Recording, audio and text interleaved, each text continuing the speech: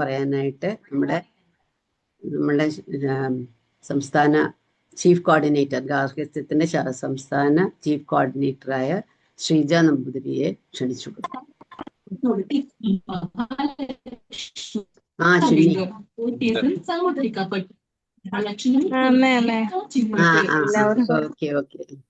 എല്ലാവർക്കും നമസ്കാരം. ഇന്നത്തെ ഈ യോഗക്ഷേമ സഭ വനിതാ വിഭാഗത്തിന്റെ ഗാർഹസ്ഥ്യ മേഖലയുടെ വെബിനാർ സീരീസിന്റെ ഇന്നത്തെ എപ്പിസോഡിൽ കയറിയിരിക്കുന്ന നമ്മളുടെ പ്രസിഡന്റ് മല്ലിക ഒപ്പോക്ക്, സെക്രട്ടറി വത്സലോപ്പോള്, ബാക്കി എല്ലാവർക്കും സ്വാഗതം പറയുന്നു. കൂടാതെ നമുക്ക് ക്ലാസ് എടുക്കുന്ന പ്രേമിച്ചിട്ട് ഡോക്ടർ പ്രേമാടി നമ്പൂതിരിയെ ഈ ക്ലാസ് നയിക്കുന്നതിന് വേണ്ടിയിട്ട് ഹാർദവമായി സ്വാഗതം ചെയ്യുന്നു. ഒരിക്കൽ കൂടി ഇതിലേക്ക് കയറിയിരിക്കുന്ന എല്ലാവർക്കും സ്വാഗതം പറയുന്നു. Okay, thank you Sreeja. മല്ലികയ്ക്ക് എന്താ ട്രാവലിലാണ്, അപ്പൊ ശബ്ദം ക്ലിയർ ആവില്ല എന്ന് പറയുന്നുണ്ട്. വത്സല ഉണ്ടോ? വത്സല കയറി ഉണ്ടോ? മല്ലിക സംസാരിക്കാൻ പറ്റുമോ? മല്ലികപ്പോൾ മെസ്സേജ് ഇട്ടിട്ടുണ്ട്, ട്രാവലിംഗ് ആണ്, അത് കാരണം സംസാരിക്കാൻ പറ്റില്ല എന്ന് പറഞ്ഞു. കണ്ടു. വത്സലുണ്ട്. എന്നാ വത്സല കയറിക്കോളൂ. വത്സല ഒന്ന് തുടങ്ങി വെച്ചോളൂ. അയ്യോ സാരില്ല, ഒന്ന് ഇൻട്രൊഡ്യൂസ് ചെയ്തിട്ടല്ല, ടോപ്പിക് ഒന്ന് പറഞ്ഞിട്ട് ഒരു ഇൻട്രൊഡക്ടറി സ്പീച്ച് കഴിഞ്ഞിട്ട് നമുക്ക് നേരെ ക്ലാസ്സിലേക്ക് പോവാം. എല്ലാവർക്കും നമസ്കാരം. നമ്മുടെ ഗാർഹസ്ഥ്യ മേഖലയുടെ ഇന്നത്തെ സെഷൻ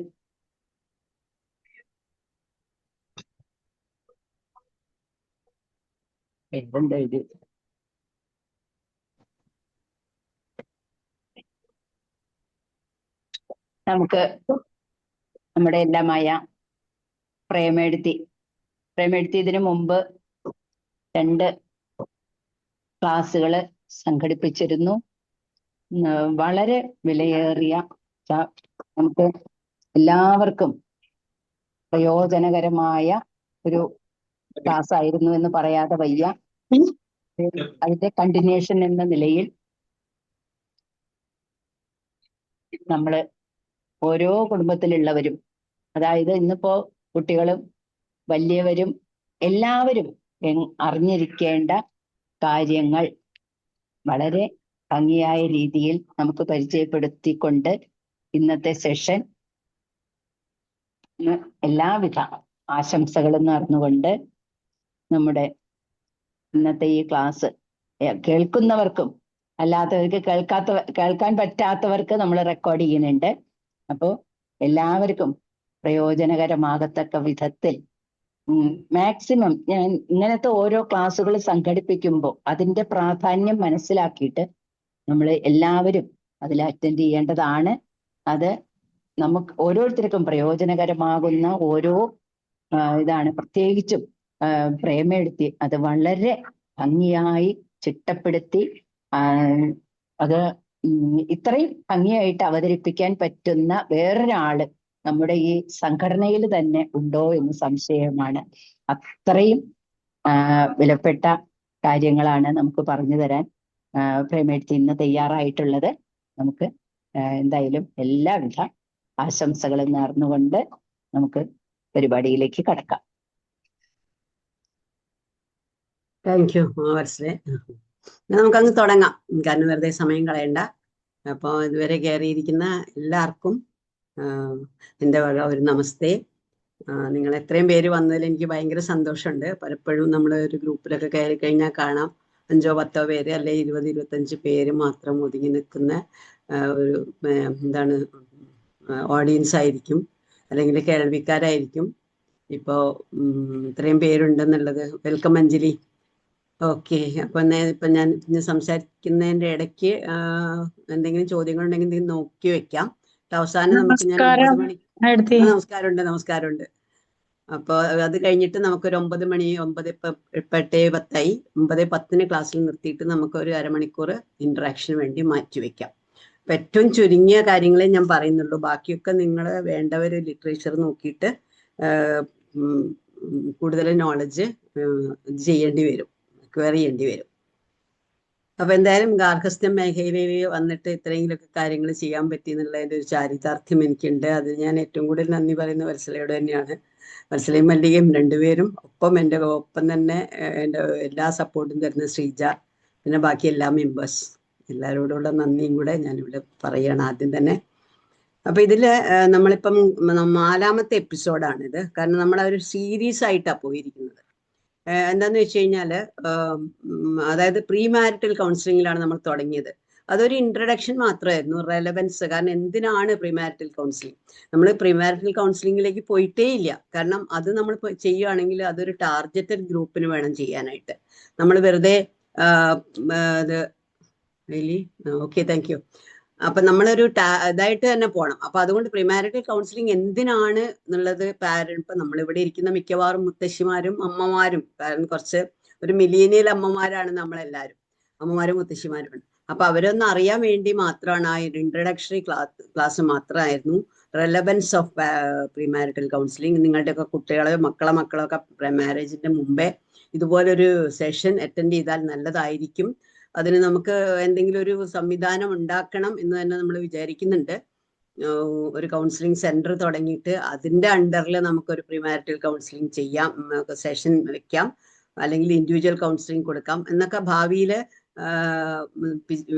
പ്ലാനുകളുണ്ട്. പിന്നെ ഒന്ന് ഇരുന്നിട്ടല്ലേ എണീറ്റ് നടക്കാൻ പറ്റുള്ളൂ. ഇതിപ്പോ ശിശുവാണ്, ഇരുന്ന് ശരിക്കും പറയണെങ്കിൽ എന്താണ് കമന്ന് കിടക്കുന്ന പ്രായത്തിൽ നിന്ന് കഷ്ടിച്ചിങ്ങോട്ട് ഗാർഹസ്ഥ്യം എൻ്റെ കയ്യിൽ കിട്ടിയതിന് ശേഷം എണീറ്റ് ഇരുന്ന് തുടങ്ങിയിട്ടേ ഉള്ളൂ. ഇനി ക്രമേണ എണീറ്റ് നിൽക്കണം, പിന്നെ നടക്കണം എന്നൊക്കെ വിചാരിക്കുന്നുണ്ട്. അതിനുള്ള ആരോഗ്യം ദൈവം തരട്ടെ. നിങ്ങളെല്ലാവരും എൻ്റെ കൂടെ ഉണ്ടെങ്കിൽ അതുപോലെയൊക്കെ നടക്കും എന്ന് വിചാരിക്കുക. ഒരുപാട് കാര്യങ്ങൾ നമുക്ക് സമുദായത്തിന് വേണ്ടി ചെയ്യാനുണ്ട്, പ്രത്യേകിച്ച് ഒരു സൈക്കോളജിക്കൽ വെൽബീയിങ്.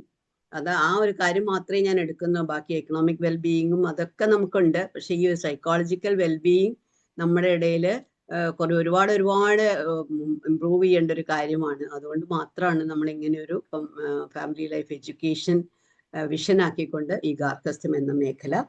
ഇനി അതിൽ 2ാമത്തെ എപ്പിസോഡ് മാരിറ്റൽ കൗൺസിലിംഗ് തന്നെയായിരുന്നു. അതാണ് നമ്മൾ സുന്ദര ദാമ്പത്യം എന്ന് പറഞ്ഞിട്ട്, അതായത് ദമ്പതികളുടെ, അതായത് അവരെങ്ങനെയാണ് പരസ്പര വിശ്വാസത്തോടും സ്നേഹത്തോടും നല്ലൊരു ബോണ്ടിങ്, ഭാര്യാഭർത്തൃ ബന്ധത്തിന് നല്ലൊരു ബോണ്ടിങ് എങ്ങനെ ഉണ്ടാക്കാം, അങ്ങനെയുള്ള ഒരു ബോണ്ടിങ് എങ്ങനെയാണ് കുട്ടികളുടെ ഡെവലപ്മെന്റിന് സഹായിക്കുക. തന്നെ തങ്ങളുടെ കുട്ടികളെ ഞങ്ങളെ കണ്ടുപഠിക്കും. ഞങ്ങളെങ്ങനെ പരസ്പരം സ്നേഹിക്കുന്നു അതുപോലെ തന്നെ നിങ്ങളും പരസ്പരം സ്നേഹിക്കുന്നു, കുടുംബക്കാരെ സ്നേഹിക്കുന്നു, സൊസൈറ്റിയെ സ്നേഹിക്കുന്നു, അതുപോലെ നിങ്ങളും അങ്ങനെ ആവണം എന്നുള്ളൊരു ഒരു റോൾ മോഡൽ ആയിക്കൊണ്ട് അങ്ങനെ ഒരു മെസ്സേജ് പാസ് ചെയ്തുകൊണ്ട് എങ്ങനെ ദമ്പതികളാവാം, നല്ല ദമ്പതികളാവാം, സുന്ദര ദാമ്പത്യം എങ്ങനെ കൊണ്ടുപോകാം എന്നുള്ളതായിരുന്നു 2ാമത്തെയും 3ാമത്തെയും എപ്പിസോഡ്.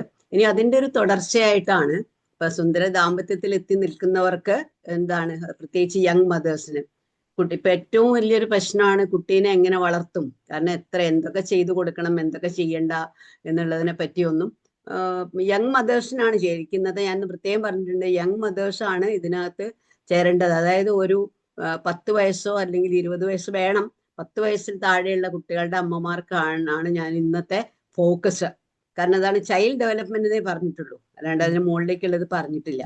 അപ്പൊ അങ്ങനെയുള്ളവർക്ക് എന്തൊക്കെയാണ് കുറച്ച് ഗൈഡ് ലൈൻസ് മാത്രം. എല്ലാവർക്കും അറിയാം കുട്ടികളെ എങ്ങനെ വളർത്തണം എന്നൊക്കെ എല്ലാവർക്കും അറിയാം. പക്ഷെ എന്നാലും അവരുടെ ഇമോഷണൽ, സൈക്കോളജിക്കൽ, ഇമോഷണൽ അങ്ങനെയുള്ള കാര്യങ്ങൾക്ക് ഊന്നൽ നൽകിക്കൊണ്ട് എങ്ങനെ കുട്ടികളെ നമുക്ക് സപ്പോർട്ട് ചെയ്യാം എന്നുള്ളതിന്റെ കുറച്ച് പോയിന്റ്സ് മാത്രമാണ് ഞാൻ പറയാൻ ഉദ്ദേശിക്കുന്നത്. അപ്പൊ നമുക്ക് ഇത് അറിയുന്ന വെച്ചാൽ നമുക്ക് എന്താ അറിയാം, ഇത് ഡെവലപ്മെന്റ് മുഴുവനൊന്നും ഒരിക്കലും പറയാൻ പറ്റില്ല. ഒരു കുട്ടി ഡെവലപ്പ് ചെയ്യാന്ന് പറഞ്ഞാൽ അതിപ്പോ നമുക്ക് എല്ലാവർക്കും അറിയാം. എന്താണ് വളർച്ചയും വികാസവും തമ്മിലുള്ള വ്യത്യാസം? Growth and development. ആരോ അൺമ്യൂട്ട് ചെയ്തിട്ടുണ്ടേ, ഒന്ന് മ്യൂട്ട് ചെയ്യണേ. ആരായാലും ഒന്ന് മ്യൂട്ട് ചെയ്യണേ. ഓക്കെ. സോറി, പ്രേമേടത്തി അൺമ്യൂട്ട് ചെയ്തോളൂ, ഞാൻ അറിയാതെ മ്യൂട്ട് ചെയ്തു.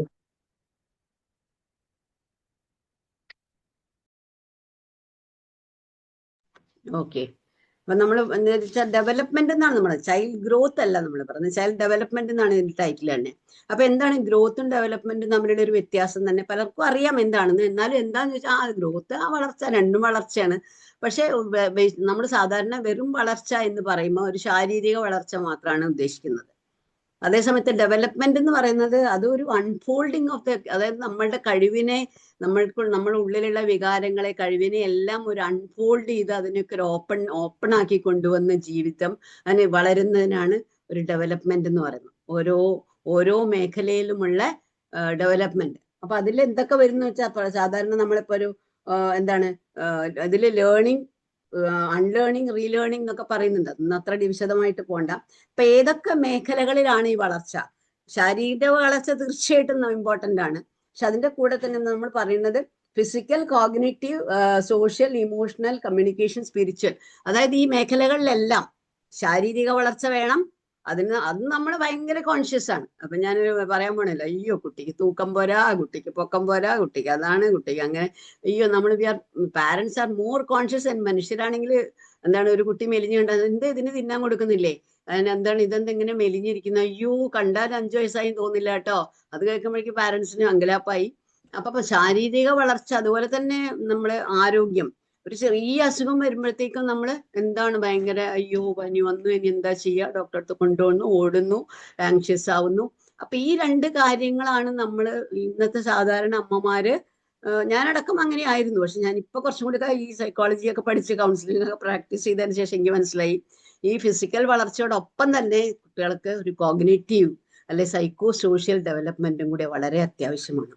ഈ സൈക്കോ സോഷ്യൽ, അതായത് അപ്പൊ കോഗ്നിറ്റീവായിട്ട് കുട്ടി കോഗ്നിറ്റീവ് എന്ന് പറഞ്ഞു കഴിഞ്ഞാൽ ഒരു ബൗദ്ധിക തലത്തിൽ നിങ്ങളുടെ ബുദ്ധി വികസിക്കണം. കുട്ടി ബുദ്ധി വികസിക്കണേ, കുട്ടി അത് എൻവയൺമെന്റിൽ നിന്ന്, അച്ഛനിൽ നിന്ന്, അമ്മയിൽ നിന്ന്, സമൂഹത്തിൽ നിന്ന് വേണം കാര്യങ്ങൾ ഉൾക്കൊണ്ട് അതിനനുസരിച്ച് പോയാൽ മാത്രമേ കുട്ടിക്ക് ഒരു ബൗദ്ധികമായ വികാസം ഉണ്ടാവുന്നു. അതും ഡെവലപ്മെന്റിൽ പെടും. പിന്നെ ഒരു സോഷ്യൽ ഡെവലപ്മെന്റ് വേണം. നമുക്കെല്ലാം അറിയാം. അതാണല്ലോ ഇന്നത്തെ കാലത്തുള്ള കുട്ടികളുടെ ഏറ്റവും വലിയ പ്രശ്നം. സോഷ്യലൈസേഷൻ ഇല്ല എന്ന് തന്നെ പറയാം. എപ്പോഴും ഒരു മൊബൈൽ കൈ കിട്ടിക്കഴിഞ്ഞാൽ അതും കൊണ്ട് ഇരുന്നോളും മണിക്കൂറുകളോളം. ആരോടും മിണ്ടണമെന്നുമില്ല, കളിക്കണമെന്നുമില്ല, ചിരിക്കണമെന്നുമില്ല. അപ്പൊ അതല്ല ഒരു സോഷ്യൽ ഡെവലപ്മെന്റ് ആണ് 3ാമത്തെ മേഖല. പിന്നെ ഇമോഷണൽ ഡെവലപ്മെന്റ് ആണ്.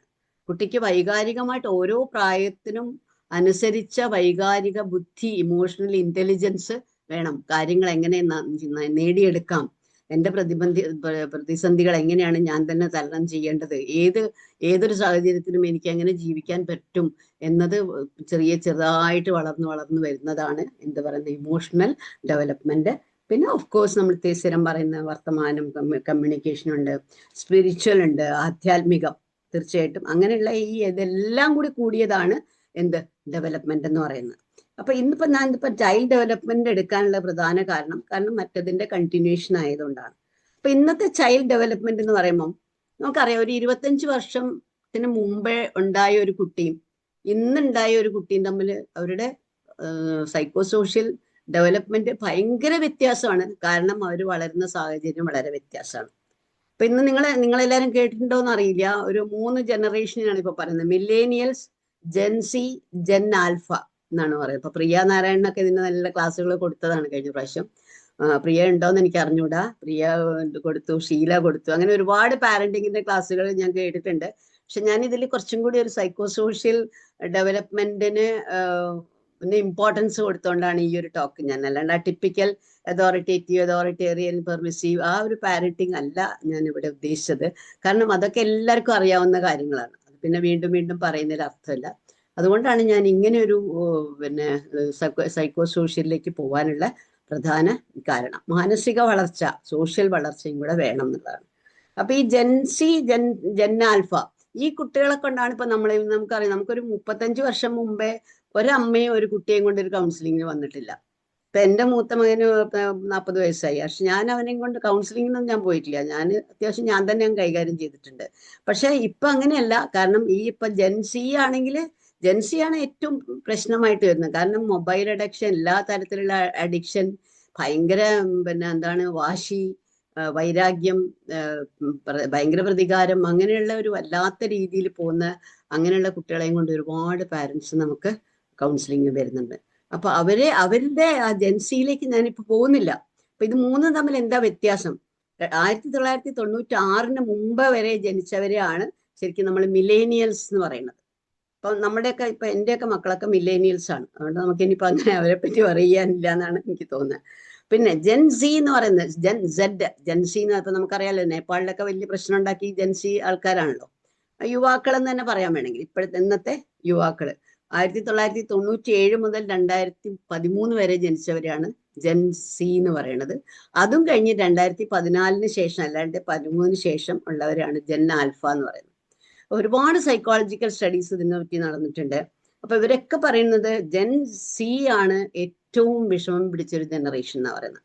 കാരണം അവര് ഒരുവിധം പ്രായമായി വന്നപ്പോഴാണ് അവർ ഡിജിറ്റൽ വേൾഡിലേക്ക് എൻ്റർ ചെയ്യുന്നത്. അതുകൊണ്ട് തന്നെ അവരെ പിടിച്ചാൽ കിട്ടാത്ത രീതിയിൽ ഒരു ഡിജിറ്റൽ വേൾഡിന്റെ പിടിയിൽ അമർന്നിരിക്കുന്ന ഒരു ജനറേഷനാണ് എന്നാണ്.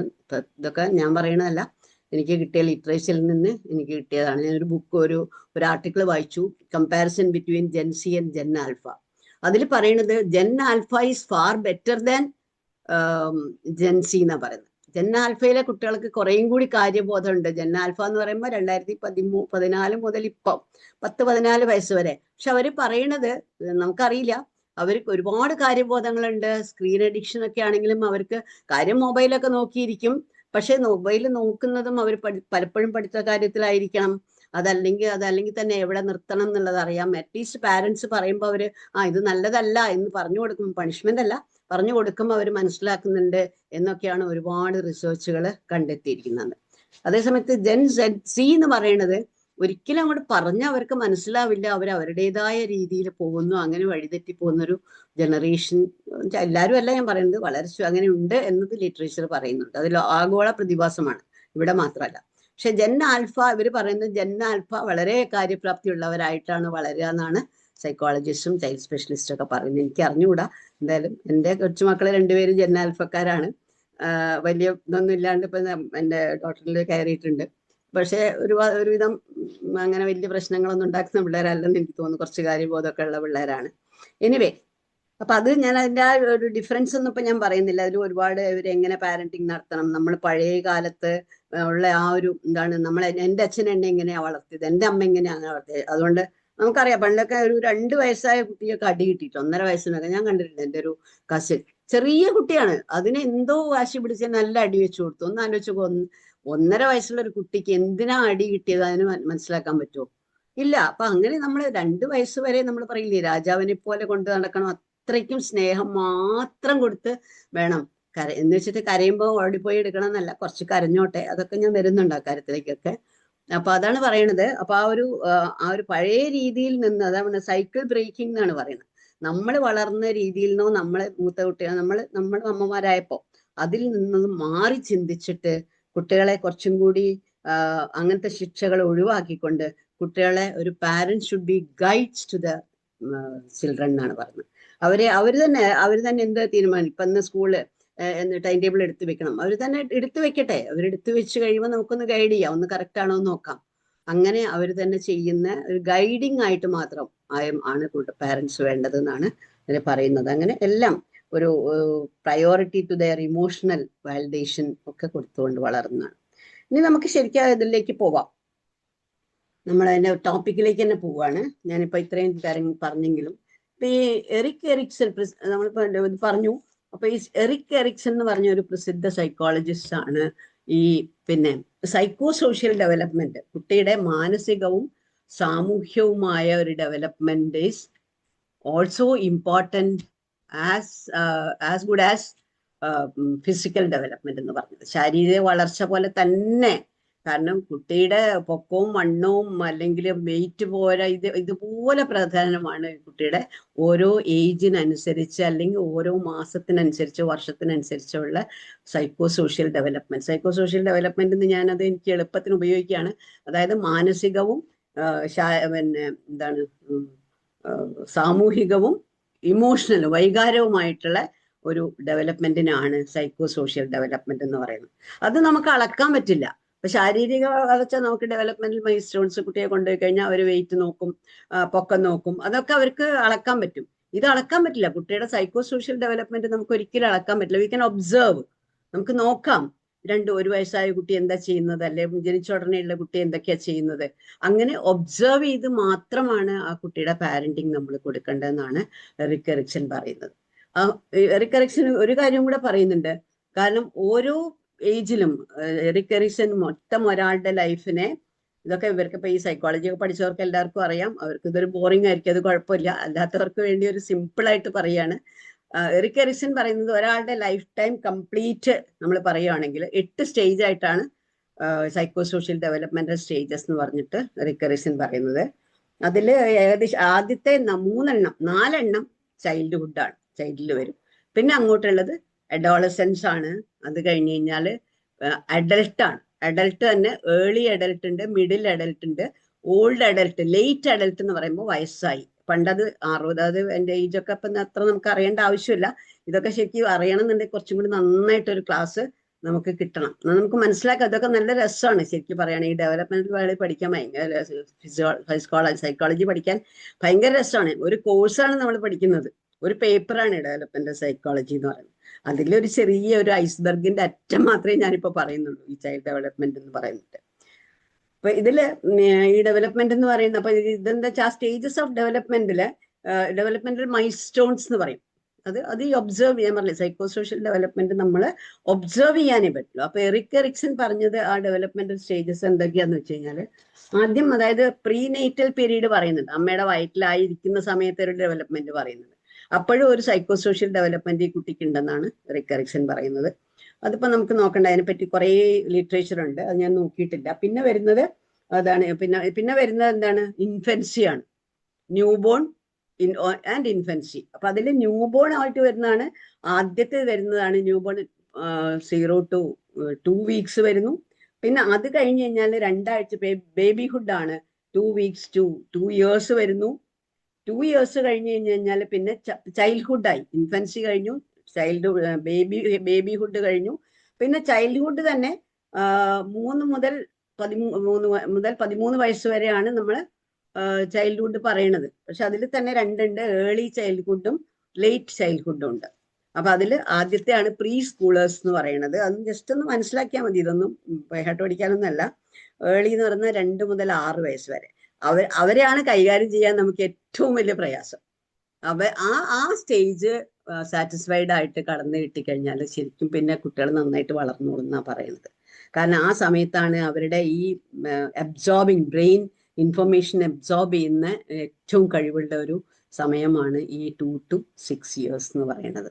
അത് നമ്മൾ വളരെ കെയർഫുൾ. കുട്ടിക്ക് കൊടുക്കുന്ന സ്ട്രോക്കുകൾ ഉണ്ടല്ലോ, അത് വളരെ ക്രിയേറ്റീവായിട്ടും വളരെ പോസിറ്റീവായിട്ടുള്ളത് മാത്രമേ കൊടുക്കാൻ പാടുള്ളൂ. പക്ഷേ നെഗറ്റീവ് കൊടുക്കേണ്ടടുത്ത് നെഗറ്റീവ് കൊടുക്കുകയും വേണം. നെഗറ്റീവ് സ്ട്രോക്സ് കൊടുക്കേണ്ടടുത്ത് യാതൊരു ദാക്ഷിണ്യവും ഇല്ലാണ്ട് കൊടുക്കണം എന്നാണ് എറിക് എറിക്സൺ തന്നെ പറയുന്നത്. പിന്നെ ലേറ്റ് വരും, പിന്നെ 13. അപ്പൊ ഞാനിപ്പോൾ എടുക്കുന്നത് ഈ 13 വയസ്സ് വരെ ചൈൽഡ്ഹുഡ് മാത്രമേ എടുക്കുന്നുള്ളൂ. കാരണം അഡോളസൻസിലേക്ക് പോയി കഴിഞ്ഞാൽ പറയേണ്ട കാര്യങ്ങൾ അത് മാത്രം നമുക്കൊരു ക്ലാസ് പറയാനുണ്ട്. അഡോളസൻസ് പാരന്റിങ് എന്ന് പറഞ്ഞു കഴിഞ്ഞാൽ അത് ഫുള്ള് നമുക്ക്, ഞാനത്ര കുറേ ക്ലാസ് എടുത്തതാണ്. Emotional problems of adolescence and coping, എങ്ങനെ അത് അവർക്ക് തന്നെ അതിന് കോപ്പ് ചെയ്യാം, നമുക്ക് എങ്ങനെ സഹായിക്കാം, പാരൻസിനെ എങ്ങനെ സഹായിക്കാം, അത് നമുക്ക് ഇന്ന് എടുത്താൽ അത് ശരിയാവില്ല. പക്ഷേ നമ്മളിപ്പം കല്യാണം കഴിഞ്ഞുള്ള ദമ്പതിമാർക്ക് കുട്ടികൾ ഉണ്ടാവുമ്പോൾ ഉള്ള ആ ദമ്പതിമാർക്കുള്ള ഒരു ഉപദേശമാണ് ഇത്. ഉപദേശമല്ല, അവർക്കുള്ളൊരു ക്ലാസ്സാണ്. പക്ഷെ മുത്തശ്ശിമാർക്കും അവരുടെ മക്കളെ മക്കൾക്കോ പറഞ്ഞു കൊടുക്കാം എന്ന് മാത്രം. നമുക്കറിയാം, ടോട്ടൽ എടുത്തു നോക്കിയാൽ അറിയാം, മിക്കവാറും പിന്നെ മുത്തശ്ശിമാരായിരിക്കും ഉള്ളത്. പക്ഷെ നമ്മൾ അറിഞ്ഞിട്ട് എന്താ കാര്യം എന്ന് ചോദിക്കും. പക്ഷെ നമുക്ക് അറിഞ്ഞിരിക്കാം, നമ്മൾ കുട്ടികൾക്ക് പറഞ്ഞു കൊടുക്കാമല്ലോ അറ്റ്ലീസ്റ്റ്. ഞാനതുകൊണ്ടാണ് എൻ്റെ ഡോക്ടറിനോടൊക്കെ കയറാൻ പറഞ്ഞത്. യങ് മദേഴ്സിനെയാണ് ഞാൻ ഉദ്ദേശിച്ചത്. ഓക്കെ, ഇനി നമുക്ക് നേരെ ക്ലാസ്സിലേക്ക് വരാം. ഇപ്പൊ തന്നെ 1 മണിക്കൂർ കഴിഞ്ഞു. അപ്പൊ എറിക് എറിക്സന്റെ ഡെവലപ്മെന്റ് സ്റ്റേജിലേക്ക് നമുക്ക് എടുക്കാം. ഇപ്പൊ എറിക് എറിക്സൺ പറഞ്ഞത് എന്താന്ന് വെച്ച് കഴിഞ്ഞാല്, കുട്ടിയുടെ നമ്മളിപ്പോ പറഞ്ഞ പോലെ ഒരു സ്കൂളിൽ ഇപ്പം 5ാം ക്ലാസ് വരെ പഠിച്ച കുട്ടിയെ മാത്രമേ നമ്മൾ 6ാം ക്ലാസ്സിലേക്ക് വിടുള്ളൂ, അല്ലേ? ഇപ്പൊ അങ്ങനെയൊന്നുമില്ല. ഇപ്പൊ ഓൾ പ്രൊമോഷൻ ആണ്. ഇങ്ങനെ തട്ടിപ്പോയി 10ാം ക്ലാസ്സിൽ എത്തുമ്പോഴും കുട്ടിക്ക് മര്യാദയ്ക്ക് ഒരു സെന്റൻസ് മലയാളത്തിന് എഴുതാൻ അറിയില്ല, ഒരു പേര് മര്യാദയ്ക്ക് തന്നെ അറിയാത്ത 10ാം ക്ലാസ്സിലെ കുട്ടികളുണ്ട്. എന്തുകൊണ്ടാണ്? ഓരോ സ്റ്റേജിലും വേണ്ട നോളജ് അവർക്ക് കിട്ടിയിട്ടില്ല. മനസ്സിലായില്ല? അപ്പൊ അതുപോലെ അതന്നെയാണ് എറിക് എറിക്സൺ പറയുന്നത്. ഓരോ ഏജ് അപ്രോപ്രിയേറ്റ് ആയിട്ടുള്ള ഏജിന് വേണ്ട സൈക്കോ സോഷ്യൽ നീഡ്സ് ഉണ്ട് കുട്ടികൾക്ക്. അത് ചലഞ്ചസ് ഉണ്ട്. ഓരോ സ്റ്റേജിലും കുട്ടി ഒരുപാട് പ്രതിസന്ധികൾ തരണം ചെയ്തിട്ടാണ് അടുത്ത ലെവലിലേക്ക് പോകുന്നത്. ഓക്കെ, ഒരു മിനിറ്റ്, എൻ്റെ ബാറ്ററി ലോ ആയി.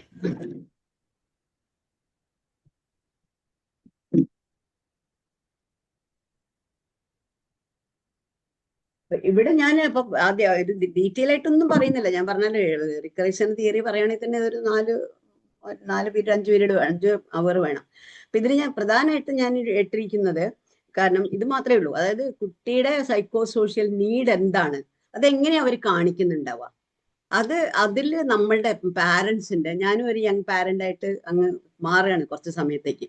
അപ്പൊ നമ്മളുടെ റോൾ എന്താണ്, ഒരമ്മ അല്ലെങ്കിൽ അച്ഛൻ, മുത്തശ്ശൻ അല്ലെങ്കിൽ സൊസൈറ്റി, നമ്മളുടെ റോൾ എന്താണ്, നമ്മൾ എന്ത് ചെയ്യണം, അങ്ങനെയാണ് ഞാനത് what is A psycho social need, ആ കുട്ടിക്ക് എന്തൊക്കെയാണ് ആ നീഡ്, എങ്ങനെയാണ് ആ കുട്ടി പ്രകടിപ്പിക്കുന്നത് ഓരോ സ്റ്റേജിലും, ആ പ്രകടിപ്പിക്കുമ്പോൾ നമ്മൾ എങ്ങനെ അത് മനസ്സിലാക്കി നമ്മൾ എന്താണ് സാറ്റിസ്ഫൈ ചെയ്ത് കൊടുക്കേണ്ടത്. So what is the role of parents, അതാണ് ഞാനിവിടെ പാരന്റിങ് എന്ന് ഉദ്ദേശിക്കുന്നത്. അല്ലാണ്ട് ഒരു ടിപ്പിക്കൽ പാരന്റിങ്ങേ അല്ല ഈ ക്ലാസ്സിൽ ഞാൻ ഉദ്ദേശിക്കുന്നത്. ഈ ഒരു 10 വയസ്സ് 11 വയസ്സ് വരെയുള്ള കുട്ടിയുടെ മാനസികവും സാമൂഹികവും വൈകാരികവുമായിട്ടുള്ള നീഡ്സ്, അവരുടെ നീഡ്സ് നമുക്ക് എങ്ങനെ, ഞാൻ റിപ്പീറ്റ് ചെയ്യാണ്, എങ്ങനെ നമുക്ക് അമ്മമാർക്ക് ഐഡന്റിഫൈ ചെയ്യാം, അല്ലെങ്കിൽ പാരൻസിനെ ഐഡന്റിഫൈ ചെയ്യാം, അതിനനുസരിച്ച് നമ്മളുടെ റോള് നമ്മൾ എങ്ങനെ പ്ലേ ചെയ്യണം. കുട്ടിയെ ഓരോ സ്റ്റേജിനും അതാത് സ്റ്റേജിന്റെ കിട്ടേണ്ടത് മുഴുവൻ കിട്ടിയെങ്കിൽ മാത്രമേ ആ കുട്ടി അടുത്തതിലേക്ക് കറക്റ്റായിട്ട് പോവുള്ളൂ എന്നാണ് പറയുന്നത്. അതാണ് റിക്സൺ പറയുന്നത്. ഇപ്പം ഏത് ലെവലിലാണ്, ഓരോ ഘട്ടത്തിലും ശാരീരിക വളർച്ചയോടൊപ്പം തന്നെ ഈ ഒരു സൈക്കോ സോഷ്യൽ ഡെവലപ്മെന്റും കൂടി വന്നാൽ മാത്രമേ അടുത്ത ലെവലിലേക്ക് ഈ കുട്ടി പോയിട്ട് കാര്യമുള്ളൂ. ശാരീരികമായിട്ട് അല്ലെങ്കിൽ വളർന്നുണ്ടാവും. 5 വയസ്സ് വരെയുള്ള സൈക്കോ സോഷ്യൽ നീഡ്സ് സാറ്റിസ്ഫൈഡ് അല്ലെങ്കിൽ, ആ കുട്ടിക്ക് കിട്ടിയിട്ടില്ല എങ്കിൽ, അപ്പൊ നമുക്ക് പലപ്പോഴും അറിയാം, പല അമ്മമാരും അച്ഛന്മാരും ഒന്നും അടുത്തില്ലാത്ത കുട്ടികള്, അനാഥാലയത്തിൽ എനിക്ക് പറയാൻ പറ്റില്ല, എനിക്ക് അറിഞ്ഞുകൂടാ, പക്ഷെ അങ്ങനെയുള്ള കുട്ടികൾക്ക് ഈ 5 വയസ്സാകുമ്പോൾ അവർക്ക് പലപ്പോഴും 5 വയസ്സിന്റെ ഒരു മാനസിക വളർച്ച ഉണ്ടായിക്കൊള്ളണം എന്നില്ല. കുറച്ചു കാലം കഴിയുമ്പോൾ അത് വളരെ മോശം സ്ഥിതിയിലേക്ക് പോയിക്കൂടാന്നുമില്ല. അപ്പൊ ആ സമയത്ത്, ഓരോ സമയത്തും നമ്മൾ എന്താ ചെയ്യേണ്ടതെന്നുള്ളതാണ്. ഇതെല്ലാം ആ കുട്ടിക്ക് ചുറ്റുപാടിൽ നിന്നാണ് കിട്ടുന്നത്. അച്ഛൻ, അമ്മ, മുത്തശ്ശി, ഫാമിലി, സ്കൂള് വരെ ഞാൻ പറയുന്നുള്ളൂ, അത് കഴിഞ്ഞുള്ള സൊസൈറ്റിയിലേക്ക് ഞാൻ പോകുന്നില്ല. അതിൽ നിന്ന് കിട്ടണം, ആ സമൂഹത്തിൽ നിന്ന് കിട്ടണം, ഇവരുടെ നീഡ്സ് എല്ലാം അവിടെ സാറ്റിസ്ഫൈഡ് ആവണം. അതിന് നമ്മൾക്ക് എന്ത് ചെയ്യാം, what is the type of parenting that we have to give to them. ആ ഒരു സൈക്കോ സോഷ്യൽ നീഡിന് തീർച്ചയായിട്ടും ഫിസിക്കൽ നീഡ്, നമ്മൾ ഭക്ഷണം കൊടുക്കണം, നോക്കണം, മരുന്ന് കൊടുക്കണം, അതൊക്കെ നമുക്ക് വേണം. അതൊന്നും ഞാൻ പറഞ്ഞു തരേണ്ട ആവശ്യമില്ല, എല്ലാവർക്കും അറിയാം, എന്നേക്കാൾ നന്നായിട്ട് അറിയാം. ഞാനൊക്കെയാണ് പിന്നെയും കുറച്ച് ചുമക്കാണ്, ഇപ്പൊ സാരമില്ല ചുമച്ചോട്ടെ എന്നൊക്കെ പറയും. പക്ഷെ ഇപ്പോഴത്തെ പാരന്റ്സ് നമുക്കറിയാം, ഒരു ചെറിയ ചുമ വരുമ്പോഴത്തേക്ക് കുട്ടികളെ കൊണ്ട് ഓടും ഡോക്ടറെ അടുത്തേക്ക്, അല്ലേ? ചെയ്തോട്ടെ, അത് ഞാനിപ്പം നമ്മൾ പറയുന്നില്ല. ഓക്കെ, പക്ഷെ അപ്പൊ ഇതിൽ റിക്സൺ പറയുന്നത്, ഓരോ സ്റ്റേജിലും കിട്ടേണ്ട ഈ മാനസിക സാമൂഹ്യ വളർച്ച കിട്ടിയാൽ മാത്രമേ നമ്മൾ അടുത്ത സ്റ്റേജിലേക്ക് പോവാൻ അർഹതയുള്ളൂ എന്നാണ് പറയുന്നത്. അങ്ങനെ പോകുന്ന കുട്ടി എപ്പോഴും ഒരുപാട് പോസിറ്റീവുകൾ ഉണ്ടായിട്ടായിരിക്കും പോവാന്നുള്ളത്. അപ്പൊ 2 രീതിയിലും, അങ്ങനെ കിട്ടാത്തൊരു കുട്ടിയോ നേരെ ഓപ്പോസിറ്റ് ആയിരിക്കും, അല്ലേ? ഇപ്പം ഒരു നെഗ്ലക്റ്റഡ് ചൈൽഡാന്ന് വിചാരിക്കുക, 2 വയസ്സ് വരെ ആരും തിരിഞ്ഞു നോക്കില്ല, അവിടെ കിടന്ന് കരയും, ഭക്ഷണവും മര്യാദയ്ക്ക് കൊടുക്കില്ല, അങ്ങനെ ഒക്കെ ഉള്ള ഒരു കുട്ടിയാണെങ്കിൽ തീർച്ചയായിട്ടും അതിന് അടുത്ത സ്റ്റേജിലേക്ക് പോകുമ്പോൾ അതിൻ്റെതായ വൈകല്യങ്ങൾ ഉണ്ടാവും എന്നാണ് റിക്സൺ പറയുന്നത്. ഇനി നമുക്കത് ഓരോന്നായിട്ട് ജസ്റ്റ് ഒന്ന് നോക്കിയിട്ട് ഒരു 10 മിനിറ്റ് വീതം ഈ 4 സ്റ്റേജും ഞാനൊന്ന് പറഞ്ഞിട്ട് പോവാം. നമ്മൾ പറയുന്ന പോലെ ഈ ഇതിൽ ഓരോന്നിനും കുട്ടിക്ക് വേണ്ട നീഡ്, അല്ലെ കുട്ടിക്കുള്ള ചാലഞ്ച് എന്തൊക്കെയാണ്, അവരുടെ ചാലഞ്ച്, ആ ചാലഞ്ച് എങ്ങനെയാണ് ഈ കുട്ടി അത് തരണം ചെയ്ത്. നിങ്ങൾ ആലോചിച്ചു, ഇപ്പത്തെ നമ്മൾ പറയില്ല നമുക്ക് ചാലഞ്ചാണെന്ന്. പക്ഷെ എന്തോരം ചാലഞ്ചുകൾ ഈ കുട്ടികൾ അനുഭവിക്കുന്നത് നിങ്ങളൊന്ന് ആലോചിച്ചു. എത്ര പ്രാവശ്യം എണീറ്റ് നിന്നിട്ട് വീണിട്ടാണ് നടക്കാൻ തുടങ്ങുന്നത്, അല്ലെ? അപ്പൊ എന്തൊരു ചാലഞ്ചസ്. അപ്പൊ നമ്മളൊന്ന് ആലോചിച്ചു, നമ്മളൊന്ന് വീണ് അല്ലെങ്കിൽ ഒന്ന് നടക്കിയോ, എനിക്ക് വയ്യ നടക്കാൻ, ഓട്ടോ വിളിച്ചു പോവാം. പക്ഷെ കുട്ടികൾക്ക് അങ്ങനെയില്ല. അപ്പൊ അവര് ഒരുപാട് ചാലഞ്ചസ് ആണ്. ഒരു സാധനം പൊക്കത്തുനിന്ന് എടുക്കണമെങ്കിൽ എത്ര പ്രാവശ്യം ഒരു കൈ കൊത്തുമ്പോള് മടുപ്പേ ഉണ്ടാവില്ല. അങ്ങനെ ഒരു സാധനം, ഒരു കളിപ്പാട്ടം കിട്ടിക്കഴിഞ്ഞ് കഴിഞ്ഞാൽ അത് അങ്ങോട്ട് എറിഞ്ഞു ഇങ്ങോട്ട് എറിഞ്ഞു തട്ടി, ഒരു മടിയില്ലാണ്ട് അത് അത്രയ്ക്കും ഹാർഡ് വർക്കിംഗ് ആണെന്നാണ് പറയണത്. അതാണ് കുട്ടിയുടെ ഒരു പ്രതിസന്ധി എന്ന് പറയുന്നത്. അപ്പൊ അവിടെ നമ്മളപ്പോ ആ വ്യക്തിയുടെ നമുക്ക് കിട്ടേണ്ടതാണ് എന്നാണ് അദ്ദേഹം ഇവിടെ പറഞ്ഞുകൊണ്ടിരുന്നത്. ഇനി അപ്പൊ നമ്മൾ എന്താണ് ഈ പാരന്റ് ഓരോ സ്റ്റേജും അതിൽ പാരന്റിങ്ങിന്റെ റൂളും പറഞ്ഞുകൊണ്ട് നമുക്കങ്ങ് തുടങ്ങാം. ഇതിൽ ഓരോ ഘട്ടത്തിലും ഓരോ പ്രതിസന്ധി ഉണ്ടെന്ന് ഞാൻ പറഞ്ഞു. നമ്മൾ ഓരോ ഇപ്പൊ ഞാൻ നേരത്തെ പറഞ്ഞ പോലെ UP സ്കൂളിലെ പോർഷൻ നന്നായിട്ട് പഠിച്ച ഒരാളെ മാത്രമേ ഹൈസ്കൂളിലേക്ക് പ്രൊമോട്ട് ചെയ്യാൻ പാടുള്ളൂ. ഇല്ലെങ്കിൽ അത് ഹൈസ്കൂളിൽ അവനൊരു ഫെയിലിയർ ആയിരിക്കും. മനസ്സിലായില്ലേ? അത് ഇപ്പോഴുള്ളവർക്ക് പറഞ്ഞാൽ മനസ്സിലാവില്ല. കുട്ടിയെ തോൽപ്പിക്കണം എന്നല്ല ഞാൻ പറയണത്. പക്ഷെ അത്രയും UP സ്കൂളിൽ പഠിക്കേണ്ട പഠിത്തം ലേണിംഗ് ബൗദ്ധികമായിട്ടാണെങ്കിലും ഇമോഷണലായിട്ടും ആ കുട്ടി വളരണം. അല്ലെങ്കിൽ സൈക്കോളജിക്കലായിട്ടും ആ കുട്ടി UP സ്കൂൾ ലെവലിലുള്ള പെരുമാറ്റ രീതികളും ആ ഒരു ഇമോഷണൽ ഇതുണ്ടെങ്കിൽ മാത്രമേ ആ കുട്ടി ഹൈസ്കൂളിൽ പോയാൽ ആ കുട്ടിക്ക് സക്സസ്ഫുൾ ആയിട്ട് ഹൈസ്കൂളിലെ വിദ്യാഭ്യാസം പൂർത്തിയാക്കാൻ പറ്റുള്ളൂ. അല്ലെങ്കിൽ അവിടെ അവൻ പെട്ടുപോകും. അതാണ് എറിക്സന്റെ തിയറി പറയുന്നത്. ഇനി നമുക്ക് എടുക്കാം. ഇപ്പൊ ഈ കാലഘട്ടങ്ങളിൽ ഞാൻ ജസ്റ്റ് ഒന്ന് പറഞ്ഞു. ഇപ്പൊ നമ്മൾ പറയുന്നത് ആദ്യം ന്യൂ ബോൺ 1 ഇയർ വരെ, ഒരു വയസ്സ് വരെ നമ്മൾ പറയുന്നത് ഈ കുട്ടിയുടെ സൈക്കോളജിക്കൽ നീഡ് എന്ന് പറയുന്നത് എന്താണ്? കരയുക, ഭക്ഷണം കഴിക്കുക, ചിലപ്പോൾ കഴിക്കാൻ കൊണ്ടുപോകുമ്പോൾ വായ മാറ്റിക്കളയുക, ഇതൊക്കെയല്ലേ അവർ ചെയ്യുന്നത് സദാസമയം എപ്പോൾ നോക്കിയാലും. ഓക്കെ, അപ്പൊ എന്താണ് നമ്മൾ അവിടെ പറയുന്നത്? അവരുടെ ചലഞ്ച് എന്ന് പറയുന്നത് കുറച്ച് സയന്റിഫിക് ആണ്, സൈക്കോളജിക്കലാണ്. ട്രസ്റ്റ് വേഴ്സസ് മിസ്ട്രസ്റ്റ് എന്നാണ്. ഞാൻ ആരെ വിശ്വസിക്കണം, അല്ലെ ആരെ വിശ്വസിക്കണ്ട, അല്ലെങ്കിൽ ഈ ലോകത്തിൽ ഞാൻ ആരെയാണ് വിശ്വസിക്കേണ്ടത് എന്ന് വെച്ചാൽ നിങ്ങൾ ഈ ചെറിയ കുട്ടി ഇപ്പൊ എന്ത് വിശ്വാസം? അങ്ങനെയല്ല, അത് അങ്ങനെയാണ്. അത് ആ കുട്ടിക്ക് അറിയാണ്ട് ആണ്. ഇപ്പൊ നമുക്കറിയാം, കരയുമ്പം അമ്മ വന്ന് എടുക്കുമ്പോൾ ഭയങ്കര ചിരിയായിരിക്കും, അല്ലെ? അതേ സമയത്ത് ഒരു സ്ട്രേഞ്ചറാണ് വന്ന് എടുക്കുന്നതെങ്കിലോ പല കുട്ടികളും എന്നിട്ട് പറയുകയും ചെയ്യും. പല കുട്ടികളും ഭയങ്കര കരച്ചിലായിരിക്കും, അല്ലെ? അപ്പോഴേ കരയും. അമ്മ വന്നെടുത്ത് അപ്പോഴേ മാറി. വല കിട്ടുന്ന വിചാരിച്ചിട്ടാണോ അല്ലോ ആണോ? അപ്പൊ എന്താണ് അതിൽ പറഞ്ഞത്? ഇപ്പൊ ട്രസ്റ്റ് ആണോ ഇവിടെ മിസ്ട്രസ്റ്റ് ആണോ വരുന്നത്? എന്ന് വെച്ചാൽ സ്ട്രേഞ്ചർ എടുക്കണ്ടെന്നല്ല. ഇപ്പൊ ചില കുട്ടികൾക്ക് അതൊന്നും ഉണ്ടാവില്ല, എല്ലാവരും ആരെടുത്താലും കുഴപ്പമില്ല. അങ്ങനെയുള്ള കുട്ടികൾ വന്ന് പറയും എന്തൊരു നല്ല കുട്ടിയാ. പക്ഷെ കുട്ടി സ്ട്രേഞ്ചേഴ്സ് എടുക്കുമ്പോൾ കരയുന്നു എന്നുള്ളത് നല്ലൊരു സിംറ്റമാണ്. കാരണം അവന് ആ സൈക്കോ സോഷ്യൽ ഡെവലപ്മെന്റ് വന്നു എന്നുള്ളതാണ്. ആ കുട്ടിക്ക് അറിയണം ഞാൻ ഇയാളെ വിശ്വസിക്കണം, ഇയാളെടുത്താൽ എനിക്ക് പാല് തരുമോ, ഇയാൾ എനിക്ക് ഭക്ഷണം തരുമോ, ഇയാൾ എന്നെ കെട്ടിപ്പിടിക്കുമോ, എനിക്ക് ഉമ്മ തരുമോ എന്നൊക്കെ ഉള്ളതൊക്കെയാണ് ആ കുട്ടിയുടെ ആവശ്യങ്ങൾ എന്ന് പറയുന്നത് ആ സമയത്ത്. അപ്പം ആ സമയത്ത് ഇതെല്ലാം കൊടുത്തുകൊണ്ടാണ് അമ്മ വളർത്തുന്നതെങ്കിൽ അത് നമുക്കറിയാം. ആ സമയത്ത് നമ്മൾ ശിക്ഷ എന്ന് പറയുന്ന ഒരു സാധനമേ നമ്മുടെ ഡിക്ഷണറിയിൽ ഉണ്ടാവരുത്. ഒരു തരത്തിലുള്ള ശിക്ഷ ഉണ്ടാവരുത്. മാക്സിമം കുറച്ച് സമയം വേണമെങ്കിൽ കരയിക്കാം. കരയുമ്പോഴത്തേക്ക് പോയി എടുത്തു പാല് കൊടുത്തോളണം എന്നില്ല. കുറച്ചു നേരം കരഞ്ഞോട്ടെ. കാരണം എന്താ അറിയോ, എപ്പോഴും ഇതിന്റെ രണ്ടിന്റെയും കൂടി ഒരു ബാലൻസ് ആണെന്ന് പറയുന്നത്. എനിക്ക് കരഞ്ഞാൽ എന്നെ എടുക്കാൻ ആരെങ്കിലും ഉണ്ട് എന്നുള്ളതാണ് വിശ്വാസം, ട്രസ്റ്റ്, അല്ലെ? എനിക്ക് ആളുണ്ട്, എനിക്ക് ഈ ലോകത്തിൽ ഉണ്ട്. അപ്പൊ നിങ്ങൾ വിചാരിക്കും ഇതൊക്കെ വെറുതെ പറയുന്നത്, പക്ഷെ ഇതൊക്കെ സൈക്കോളജിക്കൽ തിയറിയാണ്, നമുക്കൊന്നും ഒഴിവാക്കാൻ പറ്റില്ല.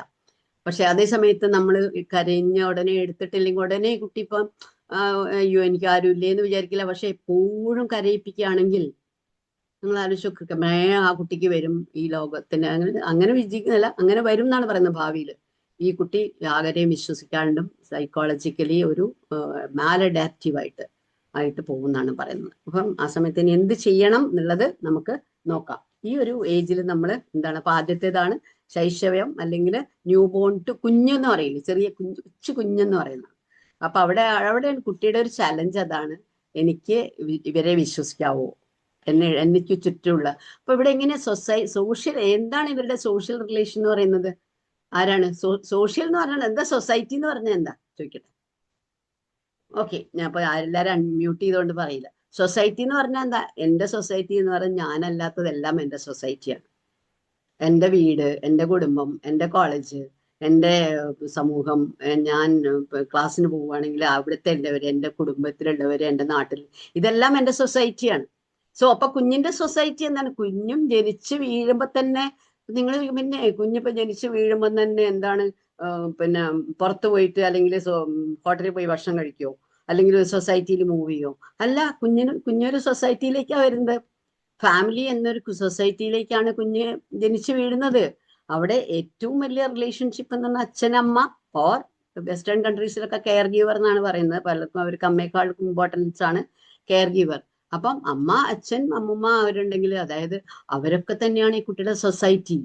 അപ്പൊ ആ സൊസൈറ്റിയാണ് ഈ കുട്ടിക്ക് സൈക്കോ സോഷ്യൽ നീഡ്സ് സാധിപ്പിച്ചു കൊടുക്കേണ്ടത്. ഓക്കെ, അപ്പൊ എന്താണ് അവിടെ റോൾ എന്നുള്ളത് നമുക്ക് നോക്കാം.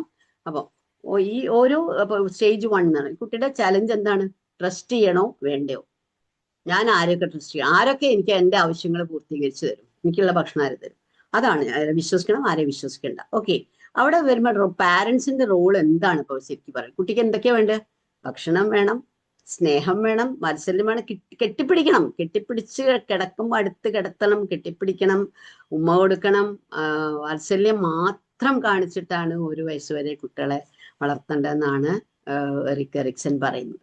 ഓക്കെ, അപ്പൊ അവിടെയാണ് പറയുന്നത് നമ്മള് കുട്ടിക്ക് വേണ്ട എല്ലാം ഇപ്പൊ ഭക്ഷണം, പാല് വേണ്ടപ്പോ കൊടുക്കുക. എപ്പോഴും ചില കുട്ടികൾ അങ്ങനെ പിന്നെ വാശി ഭയങ്കര ശീലമാവും. അങ്ങനെ ഒരു കാര്യം ആ സമയത്ത് ശീലാക്കാൻ പാടില്ല എന്നാണ് പറയുന്നത്. നമ്മൾ പാല് കൊടുക്കണം, അത് കഴിഞ്ഞ് കുറച്ച് നേരം ഇരിക്കണം, വേറെ ആരുടെയെങ്കിലും കൊടുക്കണം, അങ്ങനെ. അതായത് കുടുംബത്തെ, അപ്പം പിന്നെ അതുമല്ല അമ്മയുടെ ചൂട്, അടുപ്പം, സേഫ്റ്റി, ഇതെല്ലാം. അപ്പൊ നമുക്ക് അമ്മയുടെ അടുത്ത് എത്തിക്കഴിഞ്ഞാൽ ഈ കുട്ടി സേഫ് ആണ്. ഓക്കെ, അപ്പൊ എനിക്ക് സേഫ് ആണ് എന്ന് ഒരു ഫീലിംഗ് വരും. ശരി, ഒക്കെ എടുക്കുമ്പോൾ ഓക്കെ, അപ്പൊ ഒരു ശരി. അപ്പൊ അതാണ്. പിന്നെ അതിന്റെ കൂടെ എന്ത് വേണം? നമ്മൾ ധാരാളം ബേബി ടോക്ക്, ബേബി ടച്ച്, കയ്യും പിടിച്ചിങ്ങനെ അങ്ങനെയാക്കി, അയ്യടാ കുഞ്ഞിക്കൈ വളരെ, കുഞ്ഞിക്കാല് വളരെ എന്നൊക്കെ പറഞ്ഞിട്ട് ഇതൊന്നും ആ കുട്ടിക്ക് മനസ്സിലാവൊന്നുമില്ല. But there will be a feeling. അവിടെ ഒരു ന്യൂറോപ്ലാസ്റ്റിസിറ്റി വരും എന്നാണ് പറയുന്നത്. ബ്രെയിൻ സെൽസ് ഇങ്ങനെ വേറെ ഒരു റീവയറിംഗ് ഒക്കെ വന്നിട്ട് ഇതെല്ലാം അബ്സോർബ് ചെയ്യും എന്നാണ് പറയണത്. നമുക്കറിയാം, നമ്മൾ വിചാരിക്കും ഈ കുട്ടിക്ക് എന്ത് ബുദ്ധിയാണ്, പക്ഷെ 5 വയസ്സ് വരെയാണ് ഏറ്റവും കൂടുതൽ ബ്രെയിനിന് അബ്സോർബിങ് കപ്പാസിറ്റി ഉള്ളതെന്നാണ് ന്യൂറോ സയൻസ് പറയുന്നത്. അപ്പൊ അങ്ങനെ, അപ്പൊ എന്താണ് ഇപ്പൊ ഇതെല്ലാം സാറ്റിസ്ഫൈ ചെയ്തുകൊണ്ട് അമ്മയാണെങ്കിലും അമ്മൂമ്മയാണെങ്കിലും അച്ഛനാണെങ്കിലും എല്ലാവരും എടുത്തും താലോലിച്ചും ബേബി ടോക്ക്, ബേബി ടച്ച് ഒക്കെ നമ്മൾ പറഞ്ഞു കൊടുക്കില്ലേ? ഇത് കണ്ടോ, ആരാ വന്നേ നോക്കൂ എന്നൊക്കെ പറഞ്ഞു കൊടുക്കില്ലേ? അപ്പൊ നോക്കൊന്നുമില്ല, എന്നാലും നമുക്ക് പറയാം. അങ്ങനെ പറഞ്ഞ് നല്ലോണം നന്നായിട്ട് ബേബി ടോക്ക് വേണമെന്നാണ്, കുട്ടിയോട് സംസാരിച്ചുകൊണ്ടിരിക്കണം.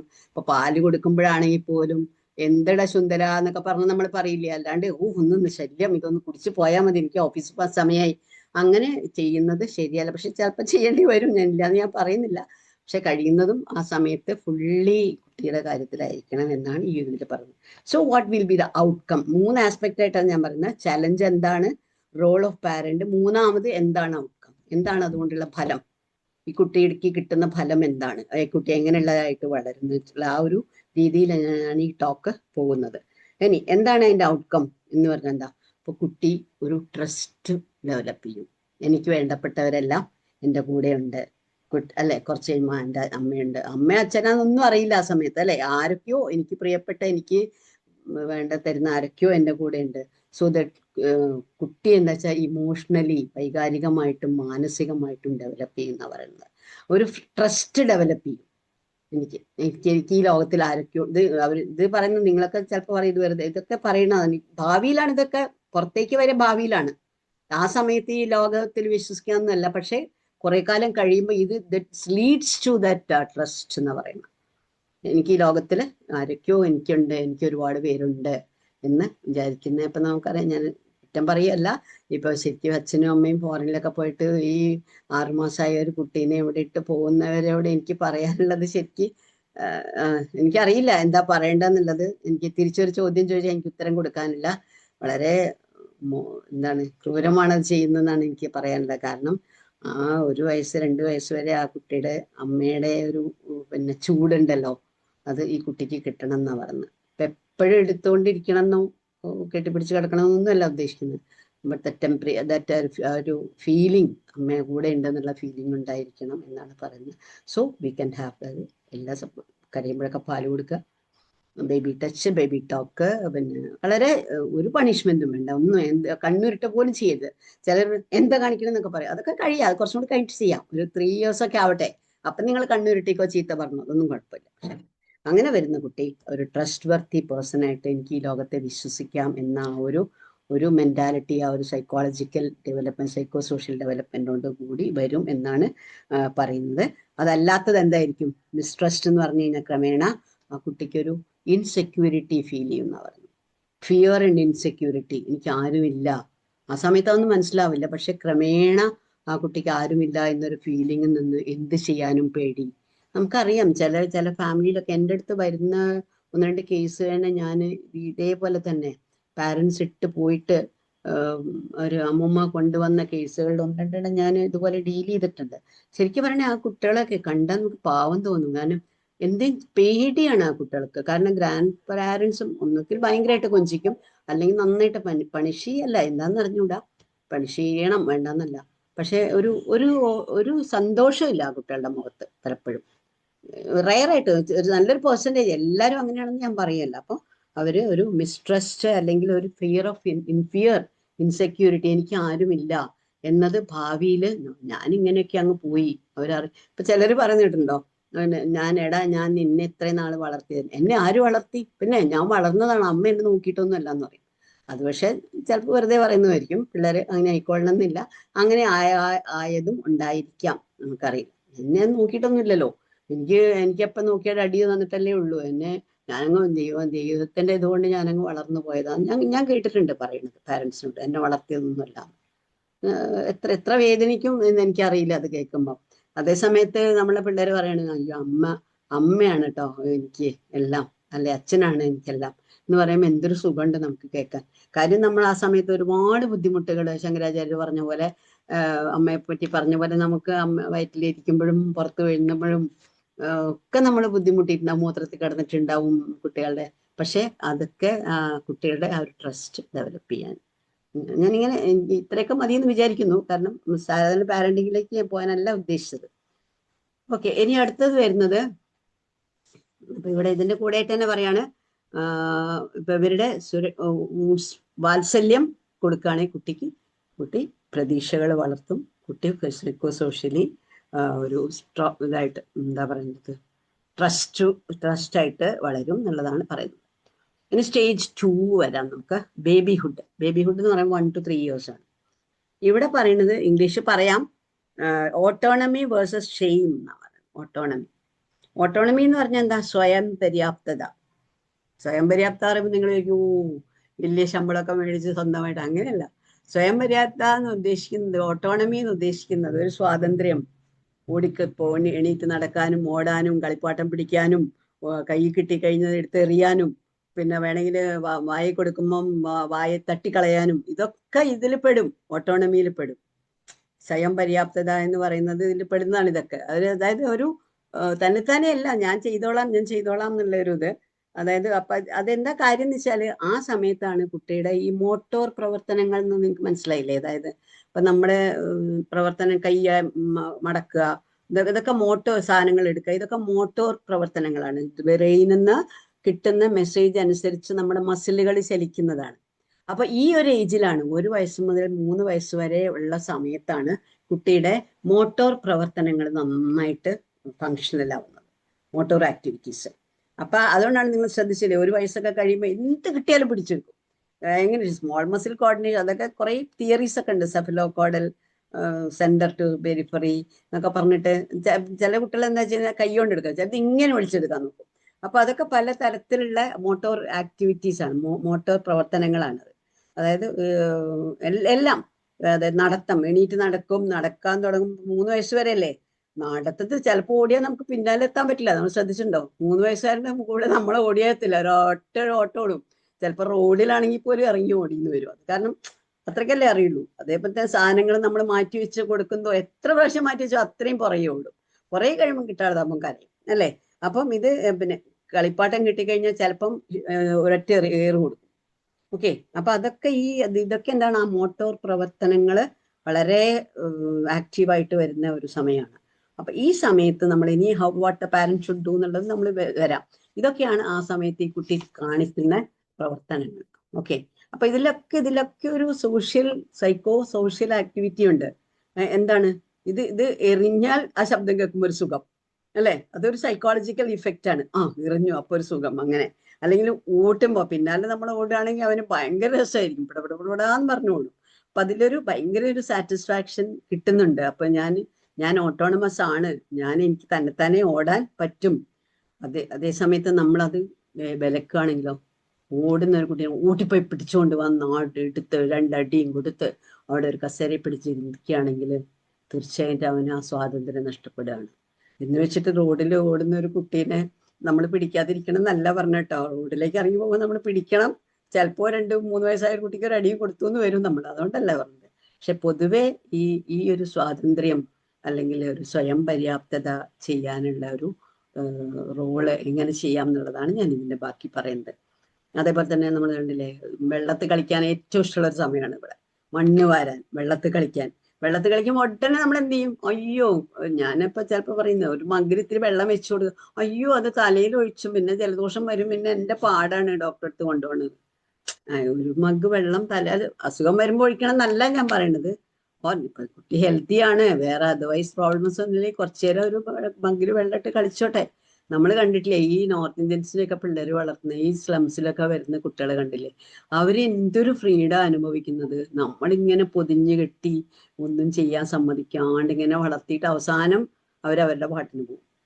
ഓക്കെ, അപ്പൊ അതെല്ലാം, അതായത് കളിക്കാനാണെങ്കിലും മണ്ണിൽ കളിക്കാൻ, ഇതൊക്കെ ശരിക്കും എന്തുകൊണ്ടാ വെള്ളവും മണ്ണും ഒക്കെ പറയുന്നത് എന്താ വെച്ചാല് പ്രകൃതിയായിട്ട് ഇണങ്ങി ചേരാനാണത്രേ നമ്മളെല്ലാവരും നോക്കുന്നത്. അതാണ് ഈ മണ്ണിനോടും വെള്ളത്തിനോടും ഇത്ര ഒരു കളിപ്പാട്ടത്തിനേക്കാളും സ്നേഹമായിരിക്കും. നല്ലൊരു കളിപ്പാട്ടം കൊടുക്കുന്നതിനേക്കാളും ഇഷ്ടമായിരിക്കും അവർക്ക് വെള്ളത്തിൽ കളിക്കാൻ കുറച്ചു നേരം സമ്മതിച്ചു കഴിഞ്ഞാൽ. അപ്പൊ പ്രകൃതിയുമായിട്ട് ഒത്തിണങ്ങി പോകാനുള്ളതിന്റെ ഇതാണെന്നാണ് അതൊക്കെ പറയുന്നത്, ഫിലോസഫിയൊക്കെ പറയുന്നത്. അത് എനിക്കറിയില്ല, അതിന്റെ സയന്റിഫിക് ഇതൊന്നും എനിക്കറിഞ്ഞൂടാ. അപ്പൊ ഈ കളിപ്പാട്ടവും നമ്മൾ ആലോചിച്ച് നോക്കുക. ഇവിടെ ഞാനൊരു ഒറ്റ കാര്യം ഞാൻ എക്സ്ട്രാ ആയിട്ട് പറയുന്നത് എന്താണെന്ന് വെച്ച് കഴിഞ്ഞാല്, നമ്മളൊരു ആലോചിച്ചു, ഒരു വയസ്സായ ഒരു കുട്ടിക്ക് ഒരു 1500 രൂപയുടെ കളിപ്പാട്ടം ആവശ്യമുണ്ടോ? അവിടെ ഞാൻ ഈ കൺസ്യൂമറിസ്റ്റ് ഒക്കെ എടുക്കുമ്പോൾ ഞാൻ എപ്പോഴും പറയും, കുട്ടികളെ നമ്മൾ തുടക്കം മുതൽ കൺസ്യൂമറിസ്റ്റിക് ആക്കുകയാണ്. ജനിച്ച ഉടനെയുള്ള ഒരു കുട്ടിക്ക് 500 രൂപയുടെ ഉടുപ്പ്, 1000 രൂപയുടെ ഉടുപ്പ്, ആ കുട്ടിക്ക് 100 രൂപയുടെ ഉടുപ്പും 500 രൂപയുടെ ഉടുപ്പും 1500 രൂപയുടെ ഉടുപ്പും ഒരുപോലെയാണ്. കളിപ്പാട്ടം അതെ, 1500 രൂപയുടെ കളിപ്പാട്ടത്തിന് പകരം നല്ല കിളിക്കാൻ പെട്ടി 2 മേടിച്ചു കൊടുത്താൽ അതായിരിക്കും അവന് ഇഷ്ടം, അതിന് ശബ്ദം കേൾക്കുന്നതായിരിക്കും ഇഷ്ടം. ബാറ്ററി വെച്ച് കൊടുത്ത കാർ മേടിച്ചു കൊടുത്തോ? വേണ്ടെന്നല്ല. പക്ഷെ അത് നമ്മളെ ഒരു പൊങ്ങച്ചം, എന്റെ മോനെ ഞാൻ അത്ര വാങ്ങിച്ചത്, എന്റെ മോൻ ആ പൊങ്ങച്ചത്തിന് വേണ്ടി മാത്രമാണ് നമ്മളിത് ചെയ്യുന്നത്. Of course wheel have A positive, അത് ശരിയാണ്, നമ്മളുടെ പോസിറ്റീവ് സ്ട്രോക്ക് ആണ് അല്ലെ. അപ്പൊ എനിക്കിപ്പോ നല്ലൊരു സാരി ഉടുക്കുമ്പോൾ ഒരു 2000 രൂപയുടെ സാരി ഉടുക്കുന്ന എല്ലാവരും നല്ലതാന്ന് പറഞ്ഞാൽ എനിക്കൊരു സന്തോഷമായിരിക്കും, ഒരു പോസിറ്റീവ് സ്ട്രോക്ക് ആണ് എനിക്ക് അല്ലേ. പ്രേമ ടീച്ചറിന് സാരി നല്ല രസമുണ്ട് കേട്ടോ, എവിടുന്നാ വാങ്ങിയെന്നൊക്കെ ചോദിക്കുമ്പോൾ ഞാനിങ്ങനെ എന്നൊക്കെ പറയും. കാരണം നമുക്ക് സന്തോഷമാണ്, പോസിറ്റീവ് സ്ട്രോക്ക് ആണ്. അപ്പൊ ഈ കുട്ടിക്ക് 1500 രൂപയുടെ കളിപ്പാട്ടം വാങ്ങിക്കടിക്കാൻ കുട്ടിക്ക് എന്തെങ്കിലും പോസിറ്റീവ് സ്ട്രോക്ക് ഉണ്ടോ? ഇല്ല, കുട്ടിക്ക് അറിയില്ല. കുട്ടിക്ക് അത്രയും വലിയതാണോ, കുട്ടിക്ക് സിമ്പിൾ ആയിട്ട് അതിന് ശബ്ദം കേൾക്കുന്നതോ അതിന് കളിക്കാൻ പറ്റുന്നതോ ആയിട്ടുള്ള കളിപ്പാട്ടങ്ങളായിരിക്കും ആവശ്യം. അത് ഞാൻ ഇതിന്റെ കൂടെ പകാൻ പ്രകൃതിയായിട്ട് ഇണങ്ങി പോവാനും അവർക്ക് താല്പര്യമുള്ള കളിപ്പാട്ടങ്ങളും അങ്ങനെയുള്ളതുമാണ് അവർക്ക് എപ്പോഴും ഇഷ്ടപ്പെടുക. അപ്പൊ എന്താണ് ഈ കുട്ടി ചെയ്യുന്നത്? അത് സ്വന്തമായിട്ട് കാര്യങ്ങൾ ചെയ്യാൻ. ഇപ്പൊ നമ്മൾ ഒരു ബോള് വെച്ച് കൊടുക്കുകയാണെങ്കിൽ ബോളിന്റെ പുറകെ ഓടും. നമ്മൾ മാറ്റി കൊടുത്തു കഴിഞ്ഞാൽ നമ്മൾ ഇവിടുന്ന് എടുത്തിട്ട് ഇപ്പുറത്തേക്ക് വെച്ചാൽ എവിടേക്ക് ഓടും. അപ്പൊ അവിടെ യാതൊരു ക്ഷീണവും ഇല്ല, ഒന്നുമില്ല. അവസാനം ചിലപ്പോൾ കരയുമായിരിക്കും കുട്ടികൾ. അപ്പൊ ഇതൊക്കെ കാണിക്കുന്ന എന്താണ്? He wants to be autonomous.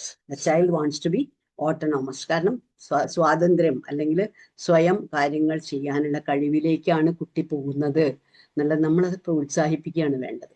കുറച്ചു നേരം ഓടട്ടെ, കുറച്ചു നേരം കളിക്കട്ടെ, ഒരു കളിപ്പാട്ടം പൊട്ടിക്കുകയാണെങ്കിൽ പൊട്ടിക്കട്ടെ, വലിയ വിലയുടെ മേടിച്ചു കൊടുക്കരുത്. അപ്പൊ പൊട്ടിയാലും നമുക്ക് കുഴപ്പമൊന്നുമില്ല. മൊബൈൽ വലിച്ചെറിയാൻ സമ്മതിക്കരുത്, പക്ഷെ ഒരു കളിപ്പാട്ടം വലിച്ചെറിഞ്ഞോട്ടെ. മൊബൈൽ വലിച്ചെറിയാന്ന് വെച്ചാൽ അത് 1 വയസ്സ് 2 വയസ്സ് 3 വയസ്സ് വരെ കുട്ടികൾ മൊബൈൽ വലിച്ചെറിയൊന്നുമില്ല. അങ്ങനെ നമ്മൾ ലാവിഷായിട്ട് കൊടുത്തിട്ടാണ് വലിച്ചെറിയുന്നത്, അല്ലെങ്കിൽ വലിച്ചെറിയുന്നത് അല്ലെ പണിഷ് ചെയ്യാം. ആ സമയത്ത് നമുക്ക് പറയാം, ഇനി ഇങ്ങനെ ചെയ്താൽ ഞാൻ തരില്ല കേട്ടോ എന്നൊക്കെ പറയാം. ഓക്കെ, അപ്പം അപ്പോഴും ഒരുപാട് കുട്ടിയെ ഈ പറഞ്ഞ പോലെ കുട്ടിയുടെ ഒപ്പം, അതായത് ഇൻവോൾവ് പാരന്റ്സ് എന്ന് തന്നെയാണ് പറയുന്നത്. ഇൻക്ലൂസീവ് കുട്ടിയുടെ ഒപ്പം നിന്ന് കളിക്കാൻ പാരന്റ്സോ ഇനി ആരാണെന്ന് വെച്ചാൽ അമ്മൂമ്മയാണെങ്കിലോ അവനാണെങ്കിലോ കുട്ടിയുടെ ഒപ്പം കൂടെ കളിപ്പിക്കാനും ഓടാനും ധാരാളം സമയം അവരുടെ കൂടെ സ്പെൻഡ് ചെയ്യുന്നതാണ് ആ സമയത്ത്. ഇനി എന്താണ് അവിടെ ഫാമിലി അല്ലെങ്കിൽ പാരന്റ്സ് ചെയ്യേണ്ടത്? സ്വന്തമായി കാര്യങ്ങൾ ചെയ്യാൻ പ്രോത്സാഹിപ്പിക്കുക. ഓക്കെ, പക്ഷെ അപകടകരമായ കാര്യങ്ങൾ ചെയ്യുമ്പോൾ നമ്മൾ തീർച്ചയായിട്ടും പിന്തിരിപ്പിക്കണം എന്നാണ് പറയുന്നത്. അത് മൈൽഡായിട്ട് ദേഷ്യപ്പെടാം. അത് പോയി തൊട്ടുണ്ടെങ്കിൽ എന്നോട് കിട്ടും എന്ന് പറയാം. അത് തൊട്ടാ എന്നോട് കിട്ടും, ഇനി തൊട്ടാ കിട്ടും, ഇനി എടുക്കാൻ പാടില്ല. അപ്പൊ സ്വിച്ച് തൊടുന്നത് അല്ലെ, സ്വിച്ച് പോയി തൊടുന്നത് നമുക്ക് അപ്പൊ അവൻ സ്വാതന്ത്ര്യമല്ലേ കാണിക്കുന്ന, പോയി തൊട്ടോട്ടെ എന്ന് പറയട്ടെ. അത് മാത്രമല്ല, കുറച്ചുകൂടി കഴിഞ്ഞാൽ അവർക്ക് മനസ്സിലാവും ഇത് അപകടമാണ്. ഇപ്പൊ അവർക്ക് എന്താണ്, ഇത് അമ്മ സമ്മതിക്കില്ല, ഇത് പറഞ്ഞാൽ അമ്മയുടെ മുഖം മാറും എന്നവർക്ക് മനസ്സിലാവും. കാരണം അവർക്ക് ആ സമയത്ത് നമ്മുടെ മുഖഭാവം ശരിക്കും മനസ്സിലാവും. ചില കുട്ടികൾ കണ്ടില്ല, നമ്മളൊന്ന് ദേഷ്യപ്പെടും, എന്ന് പറഞ്ഞു പിതുങ്ങി ഇങ്ങനെയോട് കരയാൻ തുടങ്ങും. അപ്പൊ ദേ അണ്ടർസ്റ്റാൻഡ് അല്ലെ, അവർക്ക് നന്നായിട്ട് മനസ്സിലാവുന്നുണ്ട്. നമുക്ക് വെറുതെ തോന്നുകയാണ് അവർക്കൊന്നും അറിയുന്നില്ല. അപ്പോഴേ അവർക്ക് മനസ്സിലാവും അമ്മയുടെ മൂഡ് മാറി എന്നുള്ളത് മനസ്സിലാവും. അപ്പൊ നമ്മൾ അഭിനയിക്കുകയായിരിക്കും എന്നാൽ പോലും. അപ്പൊ അങ്ങനെ ആ സമയത്ത് ഉള്ള ഒരു മൈൽഡായിട്ട് ദേഷ്യപ്പെടാം, ഇനി ഓടുമ്പോൾ പിടിക്കാൻ ചെന്നാൽ ചിലപ്പോൾ കൈ തട്ടി മാറ്റും. അപ്പോൾ ഓട്ടോണമിയാണ് അവിടെ ഓടിയത്. അപ്പം അതിലൊക്കെ നമുക്ക് എന്താ വെച്ചാൽ പ്രായത്തിനനുസരിച്ച് ഇൻഡിപെൻഡന്റ് ആയിട്ട് ഇപ്പം നല്ലൊരു ഹോൾഡ് വേറെ സാധനങ്ങളൊന്നും ഇല്ലെങ്കിൽ ഓടി കളിച്ചോട്ടെ, അല്ലെ മുറ്റത്ത് നമ്മളൊപ്പം ഉണ്ടെങ്കിൽ കളിച്ചോട്ടെ. സ്റ്റെപ്പ് കയറുന്നത്, സ്റ്റെപ്പ് കയറട്ടെ, കുറച്ച് പ്രായം സ്റ്റെപ്പ്, അയ്യോ കുട്ടി വീഴും, എൻ്റെ ഈ സ്റ്റെപ്പ് കയറാൻ വിടൂല, താഴെ വീഴും. അപ്പോൾ സ്റ്റെപ്പ് കയറുന്ന നമ്മളൊന്ന് പുറകെ പോയാൽ മതി. പുറകെ പോയി നിങ്ങൾ ശ്രദ്ധിച്ചിട്ടുണ്ടോ, കുറേ പ്രാവശ്യം സ്റ്റെപ്പ് കയറി കുട്ടി നല്ല സുഖമായിട്ട് കയറും. തീരെ കയറാൻ അറിയാത്ത കുട്ടികളാണ്. അപ്പൊ ഇതൊക്കെ എന്താണ്, ഇതൊക്കെ all these activities show that he wants to become autonomous.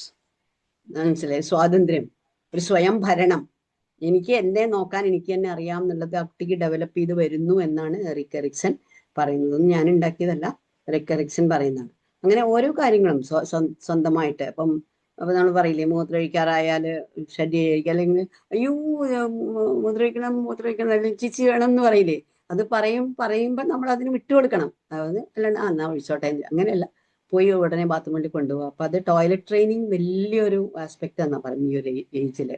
അപ്പം ഈ കുട്ടിക്ക് അങ്ങനെയുള്ള കാര്യങ്ങൾ കൺട്രോൾ ചെയ്യാനും ആ ഒരു പരിസരബോധം, എവിടെ ടോയ്ലറ്റ് പോകണം, അല്ലെങ്കിൽ എങ്ങനെ വേണം, എവിടെ മൂത്രമൊഴിക്കണം എന്നൊക്കെയുള്ള ഒരു 3 വയസ്സോടുകൂടി അത് മിക്കവാറും 3 വയസ്സോടുകൂടി അത് നോർമൽ ആവുന്നവർ. അതിലും ആ ഒരു ഓട്ടോണോമിയാണ് ഇവര് കാണിക്കുന്നതാണ്. പിന്നെ അതേപോലെ തന്നെ ഈ പറഞ്ഞ ബാക്കിയുള്ള എല്ലാ കാര്യങ്ങളും, ഇപ്പൊ ഫുഡ് കഴിക്കാൻ കുറച്ചൊക്കെ തന്നെ കഴിച്ചോട്ടെ എന്ന് വിചാരിക്കാം. കുറെ താഴെ കളയും, പോട്ടെ, അത് സാരമില്ല, എന്നാലും അങ്ങനെ അല്ലെങ്കിൽ തീരെ അയ്യോ അത് താഴെ കളയും, അതിന് വയറ്റിലൊന്നും എത്തില്ല, അങ്ങനെയല്ല. ചില കാര്യങ്ങളൊക്കെ ദോശയൊക്കെ മുറിച്ചിട്ട് കൊടുക്കാം, അങ്ങനെ തന്നെ കഴിക്കാവുന്നതിൻ്റെ, ഇതെല്ലാം ഇൻഡിപെൻഡന്റ് ആവുകയാണ്, ഓട്ടോണമസ് ആവുകയാണ്, ഇൻഡിപെൻഡന്റ് ആവുന്നതിന്റെ ലക്ഷണങ്ങളാണ്. പിന്നെ ഈ പ്രായത്തിലും കുട്ടികൾക്ക് എന്താ വേണ്ടത്, വാത്സല്യം നന്നായിട്ട് വേണം എന്നാ പറയുന്നത്.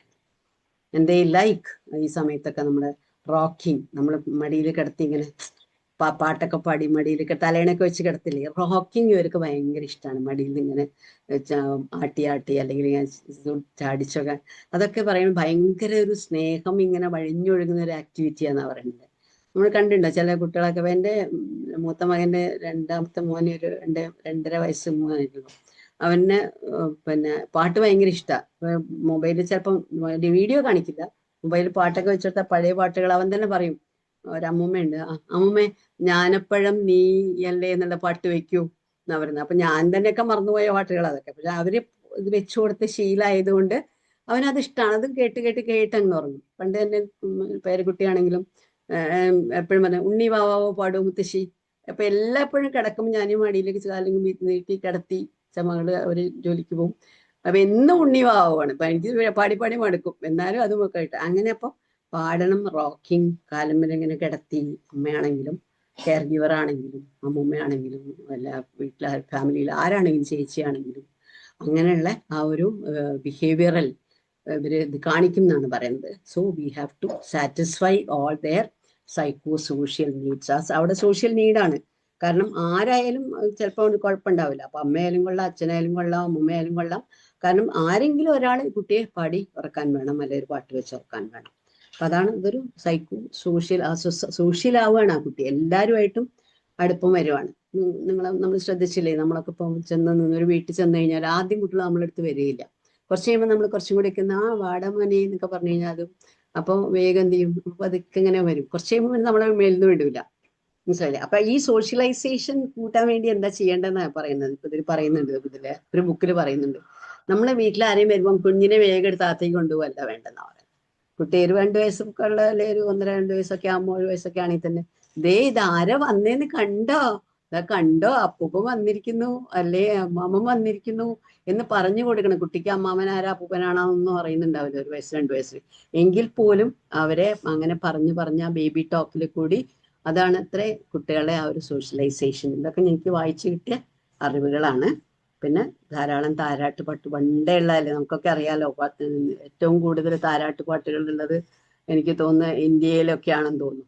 മലയാളത്തിലൊക്കെ ഇഷ്ടംപോലെ താരാട്ടുപാട്ട്, അമ്മൂമ്മയായാലും മുത്തശ്ശിമാരാണെങ്കിലും ഉടക്കി. അതൊക്കെ ആ ഒരു സമയത്ത് വളർച്ചാ ഘട്ടത്തിലെ സൈക്കോ സോഷ്യൽ ഡെവലപ്മെന്റില് കുട്ടിക്ക് കിട്ടേണ്ട നീഡ്സ്, അല്ലെ അവരുടെ പ്രതിസന്ധികൾ തരണം ചെയ്യാൻ ആവശ്യമായിട്ടുള്ള നീഡ്സ് ആണ് ഇതിൽ കൂടെയൊക്കെ പാരൻസിന് കൊടുക്കാൻ പറ്റുന്നത്.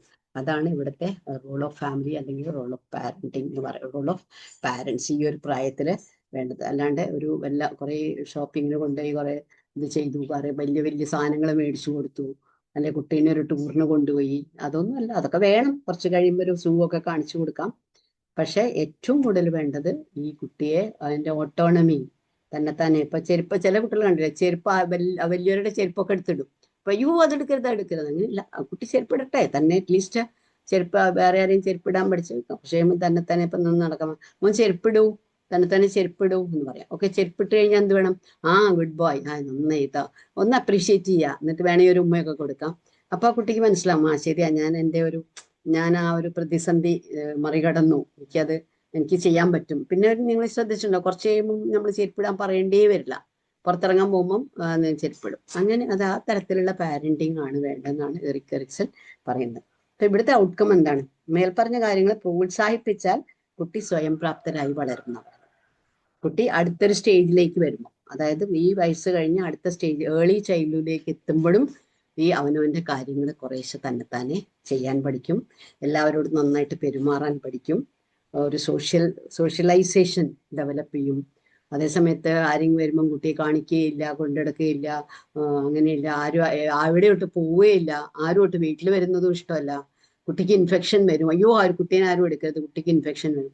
അങ്ങനെയുള്ളൊരു കുട്ടി കുറച്ച് വലുതായി കഴിഞ്ഞാലും ആ കുട്ടി എപ്പോഴും ഒരു ഇന്നപ്രോപ്രിയേറ്റ് ആയിട്ട്, ഒരു മാലഡെപ്റ്റീവ് ആയിട്ട് ആ കുട്ടി വളരുള്ളൂ എന്നാണ് പറയുന്നത്.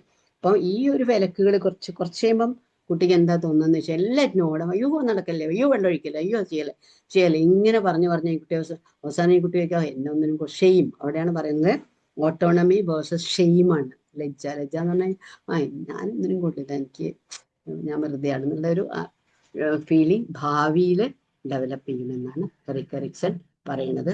നമുക്കൊരു 10 മിനിറ്റും കൂടി ഉണ്ട്, അതിൽ ഞാൻ അടുത്ത 2 സ്റ്റേജും കൂടെ.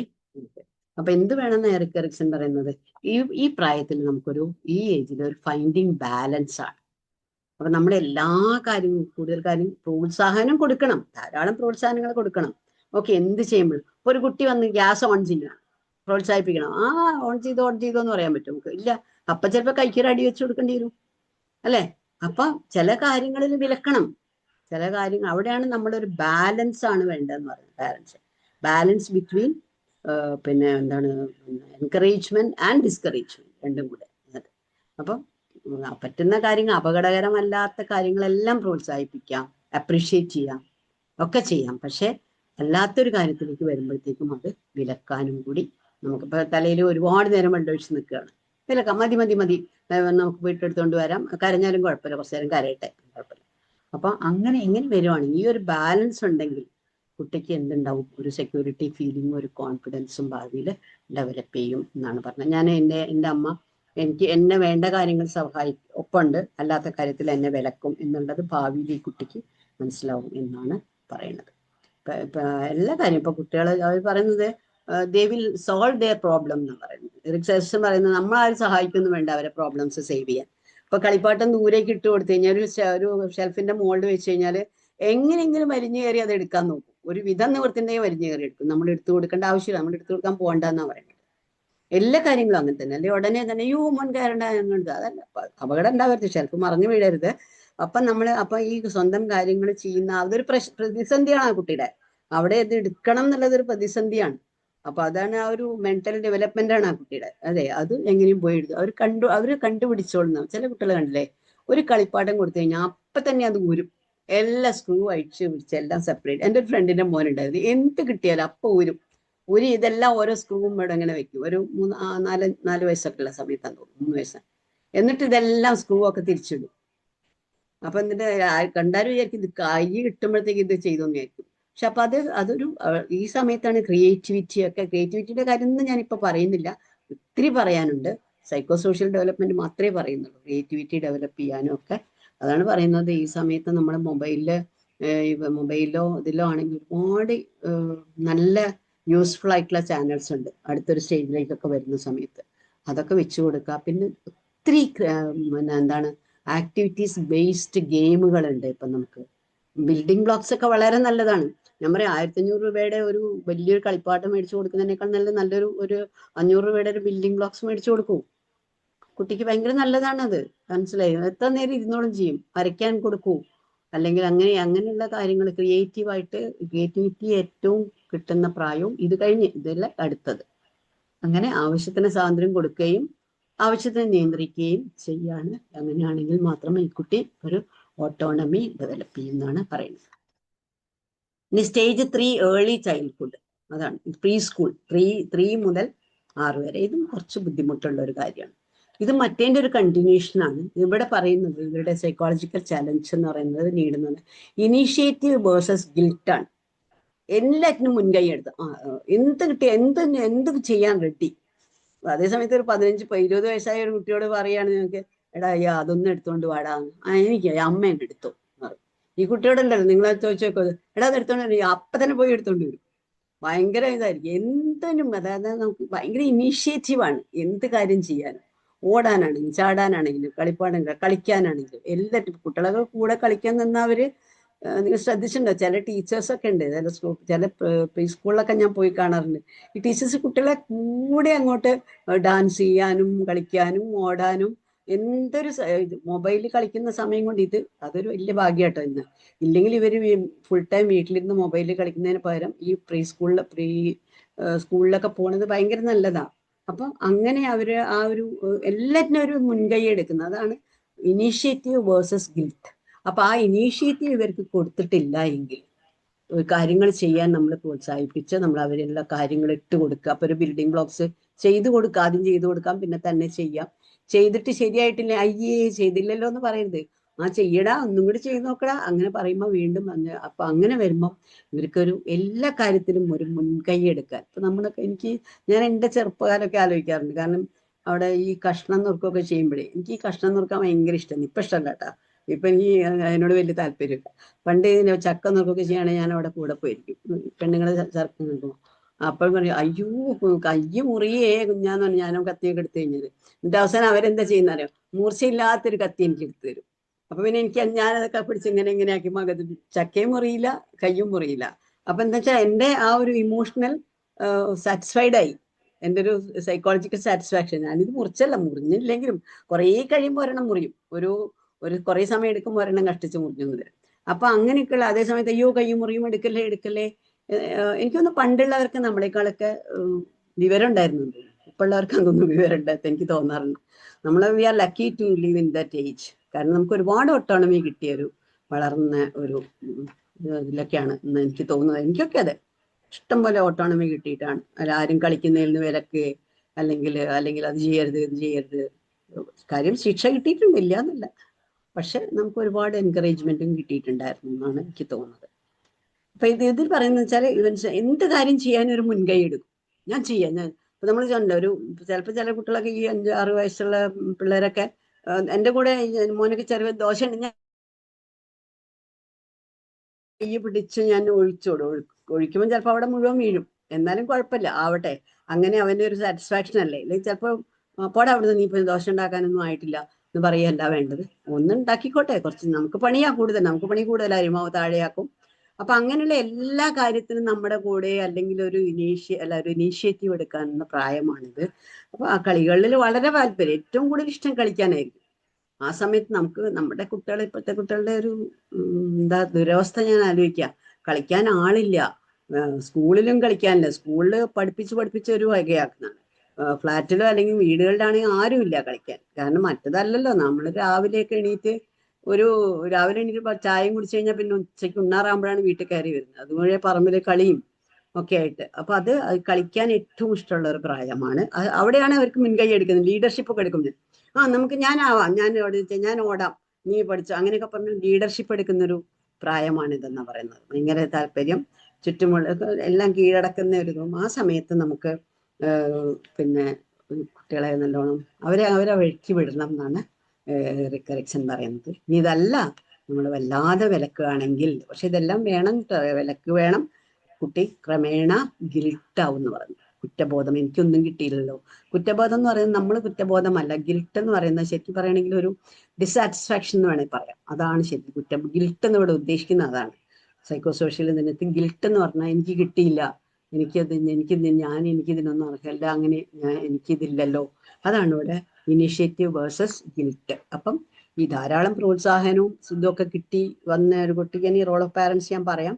വരുന്ന കുട്ടി, ആ കുട്ടി ഭാവിയിൽ എല്ലാ കാര്യത്തിലും മുന്നിൽ, അടുത്തൊരു ഏജിലേക്ക് പോകുമ്പോഴും ഒരു ക്ലാസ് ലീഡർ ആവാൻ പറഞ്ഞു, ഞാനാവാം, നീ ആവോ? അത് ചോദിച്ചു കഴിഞ്ഞാൽ പ്രമോദ് നീ ആവോ? ഞാനാവാം, കുഴപ്പമില്ല. എന്നോട് ഇപ്പം എനിക്കൊന്ന് പണ്ട ഒരു ഇത് കിട്ടിയ മൂത്ത മകളായിട്ടൊക്കെ ജീവിച്ചുകൊണ്ട് എല്ലാ കാര്യത്തിലും നമ്മളൊരു മുൻകൈ എടുത്തോണ്ടായിരുന്നു. അതുകൊണ്ടായിരിക്കും ഇപ്പോഴും പ്രേമം അത് ചെയ്യാമോ എന്ന് ചോദിച്ചു കഴിഞ്ഞാൽ എനിക്ക് അങ്ങോട്ട് നോ പറയണേന് ചെയ്യാൻ നോക്കാം, ചെയ്തു നോക്കാം. ഇപ്പൊ വത്സല എന്നോട് ഗാർഹസ്ഥ്യത്തിന് എടുക്കാൻ പറ്റുമോ എന്ന് ചോദിച്ചപ്പോൾ എനിക്ക് വേണമെങ്കിൽ ഉടനെ തന്നെ എനിക്ക് പറ്റില്ല എന്ന് പറയാം. പക്ഷെ അപ്പം ഞാൻ വത്സലോട് പറഞ്ഞു, എനിക്കറിയില്ല വത്സല ഞാൻ എത്രത്തോളം ആപ്റ്റ് ആണെന്ന് അതിന്, പക്ഷെ ഞാൻ നോക്കാം, എനിക്ക് പറ്റുമെങ്കിൽ ഞാൻ ചെയ്യാം. അപ്പൊ ആ ഒരു ഇനീഷ്യേറ്റീവ് ഒക്കെ ചിലപ്പം കുട്ടിക്കാലത്തെ ഡെവലപ്പ് ചെയ്തതായിരിക്കണം എന്ന് എനിക്ക് ചിലപ്പോൾ തോന്നാറുണ്ട്. അപ്പൊ ചിലപ്പോൾ അത് അപകടമാണ്, കാരണം എല്ലാവരുടെ കാര്യത്തിലും നടന്ന് നമ്മളെ കാര്യം നടക്കില്ല, അതായിക്കോട്ടെ. അപ്പോൾ ഇങ്ങനെയുള്ള ഒരു കുട്ടി ഇതൊരു കുട്ടിയുടെ മാനസിക സാമൂഹ്യ വികാസത്തിനെ കാണിക്കും. അങ്ങനെയുള്ള സ്കൂളിലൊക്കെ ചെല്ലുമ്പോൾ അവര് എന്താണ് ടീച്ചറിന്റെ സ്റ്റാഫ് റൂമിൽ നിന്ന് സാധനം എടുത്തുകൊണ്ട് വരാനൊക്കെ പറഞ്ഞു കഴിഞ്ഞാൽ ഒരു ഒറ്റ ഓട്ടാണ്, പെട്ടാന്ന് പറഞ്ഞ് ഓടി അവിടെ ചെന്ന് എടുത്ത് വന്ന് ഒക്കെ. പക്ഷെ അതേ സമയത്ത് നിങ്ങൾ ശ്രദ്ധിച്ചിട്ടുണ്ടോ, ഒരു കോളേജിൽ പഠിക്കുന്ന ഒരു കുട്ടിയോട് മറ്റേ ആ ഡിപ്പാർട്ട്മെന്റിൽ പോയിട്ട് പിന്നെ ഇതൊന്നും എടുത്തുകൊണ്ട് വരാമെന്ന് വെച്ച് കഴിഞ്ഞാൽ അവിടെ ഞാനുണ്ട് അവിടെ ഇരിക്കും, നീ പോടാ എന്ന് പറയും. അപ്പൊ അതെന്താ ആ സമയമാകുമ്പോഴത്തേക്കും ഇത് നമ്മൾ പ്രോത്സാഹിപ്പിക്കുന്നില്ല ഇവരെ കുട്ടികളുടെ. ഓക്കെ, ഇനി റോൾ ഓഫ് പാരന്റ്സ് എന്താ പറയണെന്ന് വെച്ച് കഴിഞ്ഞാല് ഇത്തരം ഇനീഷ്യേറ്റീവ്സ് ഒരു ലിമിറ്റ് വരെ പ്രോത്സാഹിപ്പിക്കണം. മാക്സിമം ഒരുപാട് പ്രോത്സാഹിപ്പിക്കരുത്. പറഞ്ഞ അപകടങ്ങളിൽ ചെന്ന് ചാടുമ്പോൾ അല്ലാതെ ഈ എല്ലാ കാര്യം. അത് മാത്രമല്ല, ഇതെല്ലാം നമ്മളും കൂടി ആരെങ്കിലും കൂടി ഇൻവോൾവ്, ഇപ്പം വീട്ടിൽ കുറച്ച് പേരൊക്കെ ഉണ്ടെങ്കിൽ അവർ ഇൻവോൾവ് ആവാം.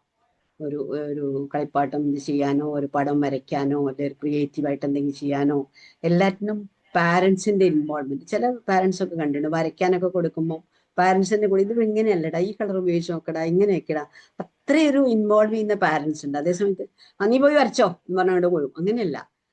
അതായത് കുട്ടിക്ക് എപ്പോഴും അമ്മയുടെ അച്ഛൻ്റെയോ അല്ലെങ്കിൽ ആരെങ്കിലും ഒരു സപ്പോർട്ട്. ഇപ്പൊ ഒരു പഠിപ്പിക്കാനിരിക്കുമ്പോൾ തന്നെ, നമ്മൾ പഠിപ്പിക്കുമ്പോൾ തന്നെ ഒരു സമാധാനപരമായിട്ട് തമാശയിൽ കൂടി പഠിപ്പിക്കുക, അല്ലെങ്കിൽ ഇഷ്ടപ്പെട്ട് പഠിപ്പിക്കുക, കുട്ടികൾക്ക് ഭയങ്കര ഇഷ്ടപ്പെടും. ഈവൻ ഇത് കഴിയുമ്പോൾ അടുത്ത സ്റ്റേജിൽ പഠിത്തത്തിലേക്കും വരും എന്നാ പറയുന്നത്. അക്കാഡമിക് ആയിട്ടും ഇവർക്ക് ആ ഒരു ഇനീഷ്യേറ്റീവ് ഉണ്ടാവും എന്നാ പറയുന്നത്. ഇങ്ങനെ ഈ ചെറുപ്പത്തിലെ ഈ ഇനീഷ്യേറ്റീവ് ചെയ്ത് ശീലിച്ച കുട്ടികൾക്ക് 6ാം ക്ലാസ് കഴിഞ്ഞ് സ്കൂൾ ഏജിലേക്ക് വരുമ്പോഴും ആ ഒരു ഇനീഷ്യേറ്റീവ് നിലനിൽക്കും. അവര് പഠിത്തത്തിലും എനിക്ക് ചെയ്യാനുള്ള കാര്യങ്ങളൊക്കെ ഞാൻ തന്നെ ചെയ്യും, എനിക്ക് ക്ലാസ്സിൽ നല്ല മാർക്ക് വാങ്ങിക്കണം, നല്ല ഇത് വേണം, അത് അവർക്ക് ഓട്ടോമാറ്റിക് ആയിട്ട് ഡെവലപ്പ് ചെയ്യും എന്നാണ് എറിക്സൺ പറയുന്നത്. കാരണം ഈ ദാറ്റ് പേഴ്സൺ സാറ്റിസ്ഫൈഡ്, സാറ്റിസ്ഫൈഡ് ആയാൽ. ഇനി അതല്ല, ഇവിടെ ഗിൽട്ടാണ്, എന്നെ ഒന്നിനും കൊള്ളില്ല എന്ന് ചോദിക്കുകയാണെങ്കിൽ ആ കുട്ടി സ്കൂൾ ഏജിലേക്ക് പോകുമ്പോഴും അങ്ങനെയൊക്കെ തന്നെ ആയിരിക്കും. ഒരിക്കലും ഒരുപക്ഷെ അക്കാഡമിക്സിലും കളികളിലും കലയിലും എല്ലാറ്റിലും പുറകിലേക്ക് നിൽക്കാനായിരിക്കും ഒരു പ്രവണത എന്നാണ് എറിക്സൺ ഇതിനകത്ത് പറയുന്നത്. അപ്പൊ നമ്മൾ ഇവിടെ ലിമിറ്റ് ചെയ്യണം എന്ന് പറയുന്നത് ഈ നേരത്തെ പറഞ്ഞ പോലെ ഗ്യാസ് കത്തിക്കുമ്പോൾ കൈ തട്ടി മാറ്റാം. അപ്പോഴും ചെയ്യുമ്പം നമ്മൾ ഈ ഒരു ഏജിൽ 6 വയസ്സൊക്കെ ആകുമ്പോൾ നമുക്ക് കുറേശ്ശെ കാര്യങ്ങൾ പറഞ്ഞു കൊടുക്കാന്ന് പറയുന്നത്. ഈ വാല്യൂസിനെ പറ്റി ഒന്നും ആ സമയത്ത് പറഞ്ഞിട്ട് കാര്യമില്ല. പക്ഷെ എന്താ അറിയോ, അമ്മ കൈ മാറ്റിയത്, അതോ ഗ്യാസ് ഉണ്ടല്ലോ ഇങ്ങനെ അത് വന്നു കഴിഞ്ഞാൽ നമ്മൾ മേല് പൊള്ളില്ലേ, വേദന, അങ്ങനെയൊക്കെ പറഞ്ഞിട്ട് എക്സ്പ്ലനേഷൻ. ജെൻ ആൽഫയിൽ പ്രത്യേകം പറയുന്നുണ്ട്, നമ്മൾ ഭരിക്കുന്നതിനേക്കാൾ കൂടുതൽ കമാൻഡിനേക്കാൾ നല്ലത് എക്സ്പ്ലനേഷൻ ആണ് പറയുന്നത്. എന്തുകൊണ്ട് ഞാൻ അങ്ങനെ ചെയ്തു, എന്തുകൊണ്ടാണ് ഞാൻ അങ്ങനെ പറഞ്ഞത് എന്നുള്ളത് കുട്ടിക്ക് ഒരു 6 വയസ്സിൽ നന്നായിട്ട് മനസ്സിലാകും. അയ്യോ കുട്ടിക്ക് പറ്റില്ലേ, കുട്ടി പൊള്ളില്ലേ, വേദനയാവില്ലേ, അങ്ങനെയൊക്കെ പറഞ്ഞ് എന്തുകൊണ്ട് ഞാൻ പണിഷ് ചെയ്തു, അല്ലെ എന്തുകൊണ്ട് ഞാൻ വിലക്കി എന്നുള്ളത് പറഞ്ഞ് മനസ്സിലാക്കാനുള്ള പ്രായം 5-6 വയസ്സിലൊക്കെ തന്നെ തുടങ്ങണം എന്നാണ് പറയുന്നത്. അപ്പോഴേ തുടങ്ങണം. അപ്പോഴാണ് ഒരു 10 വയസ്സാകുമ്പോഴും നമുക്കത് കണ്ടിന്യൂ ചെയ്യാൻ പറ്റും. പിന്നെ അഡോളസൻസ് വരുമ്പോൾ ചിലപ്പോൾ പറഞ്ഞതിന് നേരെ വിപരീതമായിരിക്കും, അത് പിന്നെ പോട്ടെ, നമുക്ക് എടുക്കാം. അപ്പോൾ പിന്നെ അതേപോലെ തന്നെ this is the best age to make children independent ആക്കണം. എല്ലാ കാര്യങ്ങളും ഇപ്പം തന്നെ ഡ്രസ്സ് ഇടുക. 6 വയസ്സായി കഴിഞ്ഞാൽ ചിലപ്പോൾ ബട്ടൺ ഇടാനൊന്നും പറ്റിയെന്ന് വരില്ല, എന്നാലും ചിലപ്പോൾ ഒരു ഷർട്ട് ഇടാനോ അല്ലെങ്കിൽ സ്കൂളിൽ പോകാനോ ഷൂസ് ഇടാനോ എങ്ങനെയെങ്കിലുമൊക്കെ ആയിരിക്കും. എന്തെങ്കിലുമൊക്കെ എന്തായാലും കുറേ അവരെത്തുണ്ട്. ഒന്നുമില്ലെങ്കിൽ ഒരു പിന്നെ എന്തെങ്കിലും കാര്യങ്ങൾ ചെറുതായിട്ട്, ഇപ്പോൾ ഡ്രസ്സ് ഇടാനായിട്ട്, ഒരു ചെരുപ്പ് ഇടാൻ, അല്ലെങ്കിൽ സ്മോൾ തിങ്സ്, അത് എൻജോയ് ചെയ്ത് ഒന്നിട്ട് നോക്കട്ടെ, ഷർട്ടൊന്ന് ഇട്ട് നോക്കി, സ്കൂളിൽ പോകാറായില്ലേ എന്ന് പറയുമ്പോൾ തന്നെ ഒന്ന് ഇട്ട് നോക്കും. ചിലപ്പോൾ തെറ്റായിരിക്കും, പക്ഷെ കുറേ കാലം കഴിയുമ്പോൾ അവർക്കത് നന്നായിട്ട് ഇട്ട് കഴിയുമ്പോൾ ഇട്ടു എന്ന് പറയുമ്പോൾ നമുക്ക് ഗുഡ് ബോയ് എന്ന് പറഞ്ഞൊരു ഗുഡ് ഗേൾ എന്നൊക്കെ പറഞ്ഞൊരു ഉമ്മയൊക്കെ കൊടുക്കാം. അതേപോലെ തന്നെയാണ് മറ്റുള്ളവരോടുള്ള പെരുമാറ്റവും ഈ സമയത്ത് ഡെവലപ്പ് ചെയ്യുന്ന വേറൊരു സൈക്കോ സോഷ്യൽ ഡെവലപ്മെന്റ് ആണെന്നാണ് പറയുന്നത്. എല്ലാവരോടും നന്നായിട്ട് വരുന്നവരോടും ഒക്കെ ചിരിക്കാനും അവരുടെ അടുത്ത് പോയി ഇരിക്കാനും ഒക്കെ. അതൊക്കെ ഇന്നത്തെ കാലത്ത് ഇതൊക്കെ വേറൊരു രീതിയിൽ പറയുന്നുണ്ട്. കുട്ടികളെ എന്താണ് എവിടെയും വിടരുത്, അങ്ങനെയാണ്, സേഫ് അല്ല, അതൊക്കെ ഒരു ആസ്പെക്ട്, അതൊന്നും ഞാൻ പറയുന്നില്ല. അങ്ങനെ ധാരാളം പാട്ടുകള്, കഥകളിൽ കൂടി വാല്യൂസ് ഒക്കെ കേൾപ്പിക്കാൻ പറ്റിയ സമയമാണ് ഈ ഏജും അടുത്ത ഏജും എന്ന് പറയുന്നത്. ഇതൊന്നും ഇല്ലാണ്ട് വളരുന്ന ഒരു കുട്ടിക്ക് എപ്പോഴും ഗിൽറ്റ്, ഇതൊന്നും ഇല്ല എന്നുള്ളൊരു അവസാനത്തെ സ്റ്റേജും കൂടെ പറഞ്ഞ് നമുക്ക് നിർത്താം. ഇപ്പൊ തന്നെ 9:15 പക്ഷെ നമ്മൾ തുടങ്ങിയപ്പോൾ തന്നെ 9:15 പെട്ടെന്ന് നിർത്താം. അപ്പൊ ഈ ലാസ്റ്റ് സ്റ്റേജ് നമുക്ക് വലിയ ബുദ്ധിമുട്ടില്ല, കാരണം ലേറ്റ് അഡൽട്ട്ഹുഡ്, അതായത് സ്കൂൾ ഏജ് എന്നാണ് പറയുന്നത്. സ്കൂൾ ചൈൽഡ് അത് 6 മുതൽ 11 വയസ്സ് വരെ, അത് കഴിഞ്ഞാൽ നിർത്തണം. ഇവിടെയാണ് ശരിക്കും പറയുന്നത് ഇൻഡസ്ട്രി വേഴ്സസ് ഇൻഫീരിയോറിറ്റി. അതായത് അതിന്റെ തൊട്ട് മുമ്പേ ഓട്ടോണമി ആയിരുന്നു അല്ലെ, അവരെല്ലാ കാര്യങ്ങളും ഇനീഷ്യേറ്റീവ് ആയിരുന്നു. ഞാൻ എല്ലാ കാര്യങ്ങളും ചെയ്യും, എനിക്ക് ഇഷ്ടമാണ് ചെയ്യാൻ, ഞാൻ ചെയ്തു, ഞാൻ ഇതായി. ഇവിടെ വരുമ്പോഴത്തേക്ക് അത് കുറച്ചും കൂടി ഒരു എന്താണ് പറയുന്നത്, ഒരു ഭയങ്കര ക്രിയേറ്റീവ് ആവാണ്, ഇൻഡസ്ട്രീസ് ആവുകയാണ്. Hard work. ഇപ്പൊ ഒരു ലെസൺ കൊടുത്തു കഴിഞ്ഞാൽ അതെങ്ങനെയെങ്കിലും ചെയ്ത് തീർത്തിട്ട്, അല്ലെങ്കിൽ ഒരു ഗെയിമാണ്, ഒരു ഫുട്ബോൾ കളിക്കുകയാണെങ്കിൽ എങ്ങനെയെങ്കിലും എനിക്ക് അത് ജയിക്കണം. അപ്പൊ അവിടെ ഇൻഡസ്ട്രിയസ് ആണ്. ഈ സമയത്താണ് ഏറ്റവും കൂടുതൽ കളികളിലൊക്കെ ഒരു പാട്ട് ഏറ്റവും നന്നായി എനിക്ക് ഫസ്റ്റ് പ്രൈസ് കിട്ടണം, അല്ലെങ്കിൽ സെക്കൻഡ് പ്രൈസ് കിട്ടണം, അങ്ങനെ ഒരു ഇൻഡസ്ട്രി ഡെവലപ്പ് വേഴ്സസ് ഇനി ഇതില്ലാത്ത പഠിത്തത്തിലാണെങ്കിലും കലാകായികാണെങ്കിലും ക്രിയേറ്റിവിറ്റിയിലാണെങ്കിലും വരയ്ക്കുന്ന കാര്യത്തിലാണെങ്കിൽ അങ്ങനെ എടുത്തു പറയുന്നില്ല, ഓരോന്നിനും ഓരോ എക്സാമ്പിൾസ് നമുക്ക് പറയാറുണ്ട്. ഇതെല്ലാം നമ്മൾ ഈ കുട്ടി ഇതൊക്കെ ഡെവലപ്പ് ചെയ്യുകയാണെങ്കിൽ അവിടെ വരുമ്പോഴത്തേക്കും കുട്ടിയുടെ സമൂഹം എന്തായി? ഇതുവരെ ആദ്യം അമ്മ മാത്രമായിരുന്നു കുട്ടി, പിന്നെ അച്ഛൻ, അമ്മ, ഗ്രാൻഡ് പാരൻസ് ഒക്കെ ആയി, പിന്നെ ഫാമിലി മെമ്പേഴ്സ് മുഴുവനായി, പ്രീ സ്കൂളിൽ പോകുന്നുണ്ട് അവിടെയായി. ഇത് വരുമ്പോഴത്തേക്ക് എന്താണ്? പിയർ ഗ്രൂപ്പ്സ് ആയി അല്ലെ. അതായത് അവരുടെ പ്രായത്തിലുള്ള കുട്ടികൾ, സ്കൂൾ ഏജ്, ടീച്ചേഴ്സ്, ഇതെല്ലാം കുട്ടിയുടെ സമൂഹമാണ്, കുട്ടിക്ക് ചുറ്റും. അപ്പൊ ഈ സമൂഹത്തിൽ നിന്നെല്ലാമാണ് കുട്ടി മുന്നോട്ടുള്ള വളർച്ചയ്ക്ക് പാത്രമാവുന്നത്. ഓക്കെ, അല്ലാണ്ട് അച്ഛനും അമ്മയും മാത്രമല്ല വിചാരിക്കുന്നത്, അവിടെ ടീച്ചേഴ്സ് വിചാരിക്കണം, അവരുടെ കൂട്ടുകാർ വിചാരിക്കണം, ഇവരുടെ എല്ലാവരും, ഈ കൂട്ടുകാർ അങ്ങോട്ടും ഇങ്ങോട്ടും ഒക്കെ വിചാരിക്കണം. അതായത് ഒന്നാമത്തെ ആദ്യം നമ്മൾ കൂട്ടുകാരെ സ്നേഹിക്കാൻ പഠിപ്പിക്കണം. നമ്മൾ ആദ്യം പറഞ്ഞു, അയ്യോ അത് അവനുമായിട്ട് കൂട്ടുകൂടരുത്, അവന്റെ അച്ഛൻ അങ്ങനെയാണ്, അവന്റെ അച്ഛന് കള്ളക്കടത്ത, അവനുമായിട്ട് ഒരു കൂട്ടും വേണ്ട. അവന്റെ അച്ഛന് കള്ളക്കടത്താണെങ്കിൽ ആയിക്കോട്ടെ, കുട്ടി നല്ലതാണെങ്കിൽ നമ്മൾ വിടുന്നോണ്ട് എന്താ കുഴപ്പം, കുട്ടിയുടെ സ്വഭാവം നോക്കിയാൽ പോരെ. അങ്ങനെ എല്ലാ കുട്ടികളും നല്ലതാണെന്നും എല്ലാവരുമായിട്ടും കൂട്ടുകൂടി പോകണം എന്നൊക്കെയുള്ള ഒരു മെസ്സേജ് നമ്മൾ കുട്ടിക്ക് കൊടുക്കണം. അപ്പം കുട്ടിക്ക് തന്നെ അപ്പം ഞാൻ നല്ലൊരു കാര്യം ചെയ്യുമ്പോൾ ഒരു സ്വാഭിമാനം എന്ന് പറയില്ലേ, നമ്മൾ ഒരു സെൽഫ് എസ്റ്റീം, ഞാനത് ചെയ്തു, അപ്രീഷിയേറ്റ് ചെയ്യണം. പക്ഷെ ഇതൊരിക്കലും ഒരു അഹങ്കാരത്തിലേക്ക് പോകാൻ സമ്മതിക്കരുത്. ഇപ്പം നമ്മൾ നല്ല ഫസ്റ്റ് പ്രൈസ് കിട്ടി, പാട്ടിന് ഫസ്റ്റ് പ്രൈസ് കിട്ടി, പക്ഷെ അപ്പം നമുക്ക് വേണമെങ്കിൽ ഒരു എന്താണ് ഓക്കെ ഞാൻ വലിയ ആളാണ്, അതിലേക്ക് പോകാൻ ഒരിക്കലും കുട്ടികളെ സമ്മതിക്കരുത്. നമ്മളെപ്പോഴും പൊളൈറ്റായിട്ട് ആ ഒരു അച്ചീവ്മെന്റിൽ നമ്മളും അപ്രീഷിയേറ്റ് ചെയ്യണം, ആവശ്യത്തിന് അപ്രീഷിയേറ്റ് ചെയ്യണം. പക്ഷെ ഒരിക്കലും അടുത്ത പ്രാവശ്യം നീ ഫസ്റ്റ് വിട്ടുകൊടുക്കരുത് കേട്ടോ, അല്ലെങ്കിൽ അങ്ങനെയൊന്നും പറയേണ്ട ആവശ്യമില്ല, വാങ്ങാൻ ശ്രമിക്കുക എന്നുള്ള കാര്യം. പിന്നെ അതുപോലെ തന്നെ പഠിത്തത്തിലാണെങ്കിലും മുന്നോട്ട് പോകും. എനിക്കൊന്ന് ഇപ്പോഴത്തെ ഈ ജെന്നാൽഫ കുട്ടികൾ പാരൻസിൽ പറയുന്നത് ഈ മാർക്കിന് ഭയങ്കര ഒരു ഇമ്പോർട്ടൻസ് കൊടുക്കാത്ത പാരൻസ് ആണെന്നാണ് പറയണത്. ജെൻസി പോലെയല്ല. ജെൻസിയിലെ പാരൻസ് എന്ന് പറയുന്നത് അവര് മറ്റേ കുട്ടിക്ക് 1 മാർക്ക് കൂടുതലായി കഴിഞ്ഞു കഴിഞ്ഞാൽ അതെന്താ നിനക്ക് അവന്റെ പോലെ 99 എന്താ കിട്ടുക, എന്താ 98 പോയത്, അങ്ങനെയാണ് ഇത്ര. ഇതൊക്കെ ലിറ്ററേച്ചർ റിസർച്ച് ചെയ്ത് കണ്ടുപിടിക്കുന്ന ലിറ്ററേച്ചറിൽ നിന്ന് കിട്ടിയതാണ് എനിക്ക്. പക്ഷെ ഈ ജെൻ ആൽഫ എന്ന് പറയുന്നത് ഇപ്പോഴത്തെ ഒരു 5, 8 വയസ്സ് 10 വയസ്സിന് താഴെയുള്ള കുട്ടികൾക്ക് അമ്മമാര് കുറച്ചും കൂടി പ്രാക്ടിക്കൽ എന്നാണ് പറയുന്നത്. നല്ല മാർക്ക് വേണം, പക്ഷെ എപ്പോഴും ഇങ്ങനെ ടോപ്പിൽ തന്നെ നിന്നോളണം, അങ്ങനെ അതിനു വേണ്ടി അടിക്കുക പിടിക്കുക, അതൊന്നും ഇല്ല എന്നാണ് റിസർച്ച് പറയുന്നത്. അതുകൊണ്ടാണ് അവർ കുറച്ചും കൂടി നല്ല പിന്നെ എന്താ പറയണത്, ഒരു ഉദ്ദേശത്തോടു കൂടിയും ലക്ഷ്യത്തോടു കൂടിയൊക്കെ വളരാൻ സാധ്യതയുണ്ട് എന്നാണ് പല സ്റ്റഡീസും കാണിക്കുന്നത്. ജെൻ ആൽഫ, അതായത് ഇപ്പം 2013 മുതൽ 2010 നടന്നുകൊണ്ടിരിക്കുന്ന ജനറേഷൻ. ഇപ്പം എല്ലാം ഇവിടെ എല്ലാ പ്രോത്സാഹനവും ആർട്ടിസ്റ്റിക് ആയിട്ടുള്ളതാണ്. അപ്പം ഇതൊക്കെ അതാണ് ഹാർഡ് വർക്കാണ്. എന്ത് കാര്യം കൊടുത്തു കഴിഞ്ഞാൽ അത് ഹാർഡ് വർക്ക്, ഇൻഡസ്ട്രീസ് ആയിട്ട്. ഇപ്പം ചില കുട്ടികളൊക്കെ കണ്ടു, ഇപ്പം എൻ്റെ ചെറിയ മോളൊക്കെ ഉണ്ട്, പിന്നെ ഗ്രാൻഡ് ഡോക്ടറൊക്കെ, അവൾക്ക് ഒരു വരയ്ക്കാനൊക്കെ ഒരു സാധനം കൊടുത്തു കഴിഞ്ഞാൽ അത് വരച്ച് തീരുന്നവരെ 3 ഉറക്കമില്ലെന്ന് പറയും, അങ്ങനെ അങ്ങോട്ട് ഇരുന്ന് ചെയ്യും. അപ്പൊ നമ്മൾ എന്താ ചെയ്യുന്നത്, ഈ മൊബൈൽ കൊടുക്കുന്നതിന് പകരം ഇതുപോലെ ക്രിയേറ്റീവ് ആയിട്ടുള്ള കാര്യങ്ങൾ ചെയ്യാൻ കൊടുക്കുക. അച്ഛനമ്മമാരും അല്ലെങ്കിൽ ടീച്ചേഴ്സും പ്രോത്സാഹിപ്പിക്കുക. മാത്രമല്ല അതിന് ഗൈഡൻസ് കൊടുക്കുക. അതല്ലേ പറഞ്ഞു, ജെന്നാൽഫ പിള്ളേരുടെ പറയുന്നത് parents and teachers are guides എന്നാ പറയുന്നത്. അവർ പാരന്റ്സ് ആണെങ്കിൽ they are guiding the children. Children should decide what they want. എനിക്ക് എന്താ വേണ്ടതെന്നാണ് അവർ ഡിസൈഡ് ചെയ്യണം. അതിലേക്ക് ഇവരെ കൊണ്ടുവരികയാണ് നമ്മളുടെ പണി എന്നാണ്. ഇതൊക്കെ ഭയങ്കര ഗഹനമായ സബ്ജക്ട്സ് ആണ്. ഒരു 10 മിനിറ്റ് കൊണ്ടൊന്നും പറഞ്ഞു തീരില്ല എന്നാണ് ഇവർ പറയുന്നത്. അപ്പോൾ ഉത്സാഹിച്ച് ചെയ്യാൻ അത് കൈവരിക്കുന്നുണ്ടാവും. പിന്നെ അതോടൊപ്പം തന്നെ നമ്മുടെ കുട്ടിക്ക് വളർത്തിക്കൊണ്ടുവരേണ്ടത് തന്നെയാണ് സോഷ്യലൈസേഷൻ. ആ സമയത്താണ് ഏറ്റവും കൂടുതൽ സോഷ്യലൈസേഷൻ. എന്താ വെച്ചാൽ എല്ലാവരെയും കുട്ടികൾക്ക്, പ്രത്യേകിച്ച് വീട്ടുകാര്, സ്കൂൾ കുട്ടികള്, ഫ്രണ്ട്സ്, കളിക്കാനുള്ളവരുടെ ഏറ്റവും. ഇപ്പൊ ചില കുട്ടികൾ ചില സ്കൂളിലൊക്കെ കണ്ടില്ലേ, ക്ലാസ് ഇപ്പം വീട്ടിൽ ഇതില്ലാത്തവർ ക്ലാസ് കഴിഞ്ഞ് കുറച്ചു നേരം കളിക്കാൻ വിടും. അപ്പൊ ആ ക്ലാസ് കഴിഞ്ഞ് PT പീരീഡ് ഒക്കെ നമ്മൾ കണ്ടോ, കുട്ടികൾക്ക് ഏറ്റവും ഇഷ്ടമുള്ള കാര്യം PT പീരീഡാണ്. അപ്പൊ ആ സമയത്ത് ഈ കുട്ടികൾക്ക്, വലിയവരായാലും അതെ, പക്ഷെ സമയത്ത് നമുക്ക്, അപ്പൊ ഈ സമയത്ത് എന്താന്ന് വെച്ച് കഴിഞ്ഞാൽ നല്ല സോഷ്യലൈസേഷൻ ഡെവലപ്പ് ചെയ്യാനുള്ള എല്ലാ മാർഗങ്ങളും നമ്മൾ കൊടുക്കണം എന്നാണ് പറയുന്നത്.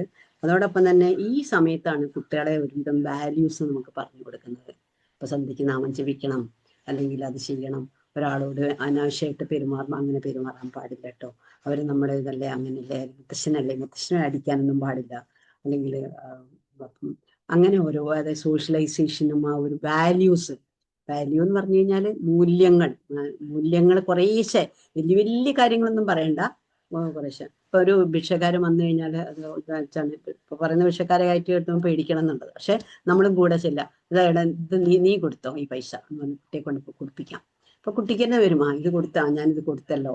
അപ്പൊ ആ കുട്ടിക്ക് ഒരു സാമൂഹ്യ ബോധം, അല്ലെങ്കിൽ ഒരു ദയ ഒക്കെ ഡെവലപ്പ്. എല്ലാം നമുക്ക് പാരന്റ്സിന് ആക്ഷനിൽ കൂടെ, നമ്മൾ പറയാലോ, പാരന്റ്സ് എന്താണ്, children listen to what we do, not what we say. നമ്മൾ എന്ത് പറയുന്നു എന്നുള്ളതല്ല അവർ കേൾക്കുക, നമ്മൾ എന്താണ് ചെയ്ത് കാണിക്കുന്നത്. Parents should be the role model എന്നാണ് പറയുന്നത്. ഏറ്റവും പാരന്റിങ് എടുത്തുകൊണ്ടാണ് ഞാനിപ്പോൾ പാരന്റ്സിന്റെ കാര്യം പറഞ്ഞത്. അതേപോലെ എല്ലാം അതെ. അപ്പൊ അങ്ങനെ കുട്ടിയെ ഈ സോഷ്യലൈസേഷൻ ആണ് ഇന്ന് ഏറ്റവും ഇല്ലാത്ത. ഒരു മൊബൈൽ കിട്ടിക്കഴിഞ്ഞാൽ ഞാനിപ്പോ ഒന്നും പറയുന്നില്ല, കേട്ട് നമ്മൾ അടുത്ത കാര്യം. ഒരു കല്യാണത്തിന് പോയപ്പോൾ നമുക്കറിയാം, ഇപ്പൊ ജെൻസി പിള്ളേർ കഴിഞ്ഞ് കഴിഞ്ഞാൽ എല്ലാവരുടെ കയ്യിലൊരു മൊബൈൽ ഉണ്ടാവും. അവരൊരു മൂലയ്ക്ക് മാറിയിരുന്ന് അവര് വർത്തമാനം പറയാൻ പോലും ഇല്ല, എല്ലാവരും അതാത് മൊബൈലിൽ നിന്നിരിക്കും. അപ്പൊ ഇവർക്ക് എവിടെയാ സോഷ്യലൈസേഷൻ? ഇവർക്ക് എങ്ങനെയാ ഒരു കാര്യങ്ങൾ മുന്നിട്ട് ചെയ്യാൻ പറ്റുക? ഒരു ടാസ്ക് അവരെ ഏൽപ്പിച്ച് അവർക്ക് ചെയ്യാൻ പറ്റുമോ? നമ്മളൊക്കെ ചെയ്ത പോലെ ഒരു കാര്യങ്ങൾ, ഇപ്പൊ ഒരു പ്രോഗ്രാം ഓർഗനൈസ് ചെയ്യാൻ പറഞ്ഞാൽ ചെയ്യാൻ പറ്റുമോ? അവർക്ക് മാക്സിമം കുറെ ഡാൻസ് കളിക്കാം, ഇതൊക്കെ അല്ലാണ്ട്. ഞാൻ കുറ്റം പറയല്ല, but this is what we see, what I see എന്നുള്ളതാണ് ഞാൻ പറഞ്ഞത്. പക്ഷെ അങ്ങനെയല്ല, നമ്മൾ മാറി ചിന്തിക്കേണ്ട സമയമായി. But we are hopeful that Gen Alpha children are better than Gen Z എന്നുള്ളതൊക്കെ കേൾക്കുന്നത് എനിക്കൊക്കെ ഭയങ്കര സമാധാനമാണ് ശരിക്കും. ഓക്കെ, അങ്ങനെ തന്നെ എല്ലാം ജോലികൾ ചെയ്യാൻ കൂടെ കൂട്ടാം. അപ്പൊ ഇവിടെ ലാസ്റ്റ് പറയുന്ന റോൾ ഓഫ് പാരന്റ്സ് പറയുന്നത്, കുട്ടിക്ക് എല്ലാ കഴിവുകളിലും പ്രോത്സാഹനം കൊടുക്കാം. ഒരു ടോക്കൺ ഇക്കോണമി നമുക്ക് കൊടുക്കാം. വിജയങ്ങളൊക്കെ വരുമ്പോൾ പക്ഷെ ഇപ്പൊ നമ്മളെപ്പോഴും പലപ്പോഴും നീ ഫസ്റ്റ് വാങ്ങിച്ചാൽ നിനക്ക് അത് വാങ്ങിത്തരാം. So don't be conditional. അങ്ങനെ ഒരിക്കലും നമ്മൾ പറയണ്ട, ഇത് ചെയ്തു കഴിഞ്ഞാൽ നിനക്ക് അത് ഞാൻ തരാം, ഇത് തരാം, അങ്ങനെ പറയണ്ട. നീ നല്ല മാർക്ക് വാങ്ങിയിട്ട് വാട്ടോ, അല്ലെങ്കിൽ നീ നന്നായി പാടിയിട്ട് വാട്ടോ, നന്നായിട്ട് പാടണം. ഞാനൊരു എക്സാമ്പിൾ, അപ്പൊ കുട്ടികൾക്കും അത് ആ രീതിയിൽ അവരെടുക്കും. മറ്റേതാണ്ട് അത് വേണമെന്ന് പറഞ്ഞ് വാശി പിടിക്കുകയോ ഒന്നും ചെയ്യില്ല. അല്ലെ എനിക്ക് എന്താ തരാത്തത്. ഇപ്പൊ ഞാൻ ഒരൊറ്റ എക്സാമ്പിൾ കൂടെ പറഞ്ഞു തന്നിട്ട്, എന്റെ ചെറിയ ഗ്രാൻഡ് ഡോട്ടർ ഇപ്പം സുഗതാഞ്ജലി എന്ന് പറഞ്ഞപ്പോൾ അമ്മ കേൾക്കുന്നുണ്ടാവും. അതിനകത്ത് ഗ്ലോബൽ ലെവലില് ഫസ്റ്റ് 3 വന്നു, 5ാം ക്ലാസ് പഠിക്കുന്ന ദ്യുതി പ്രമോദ്.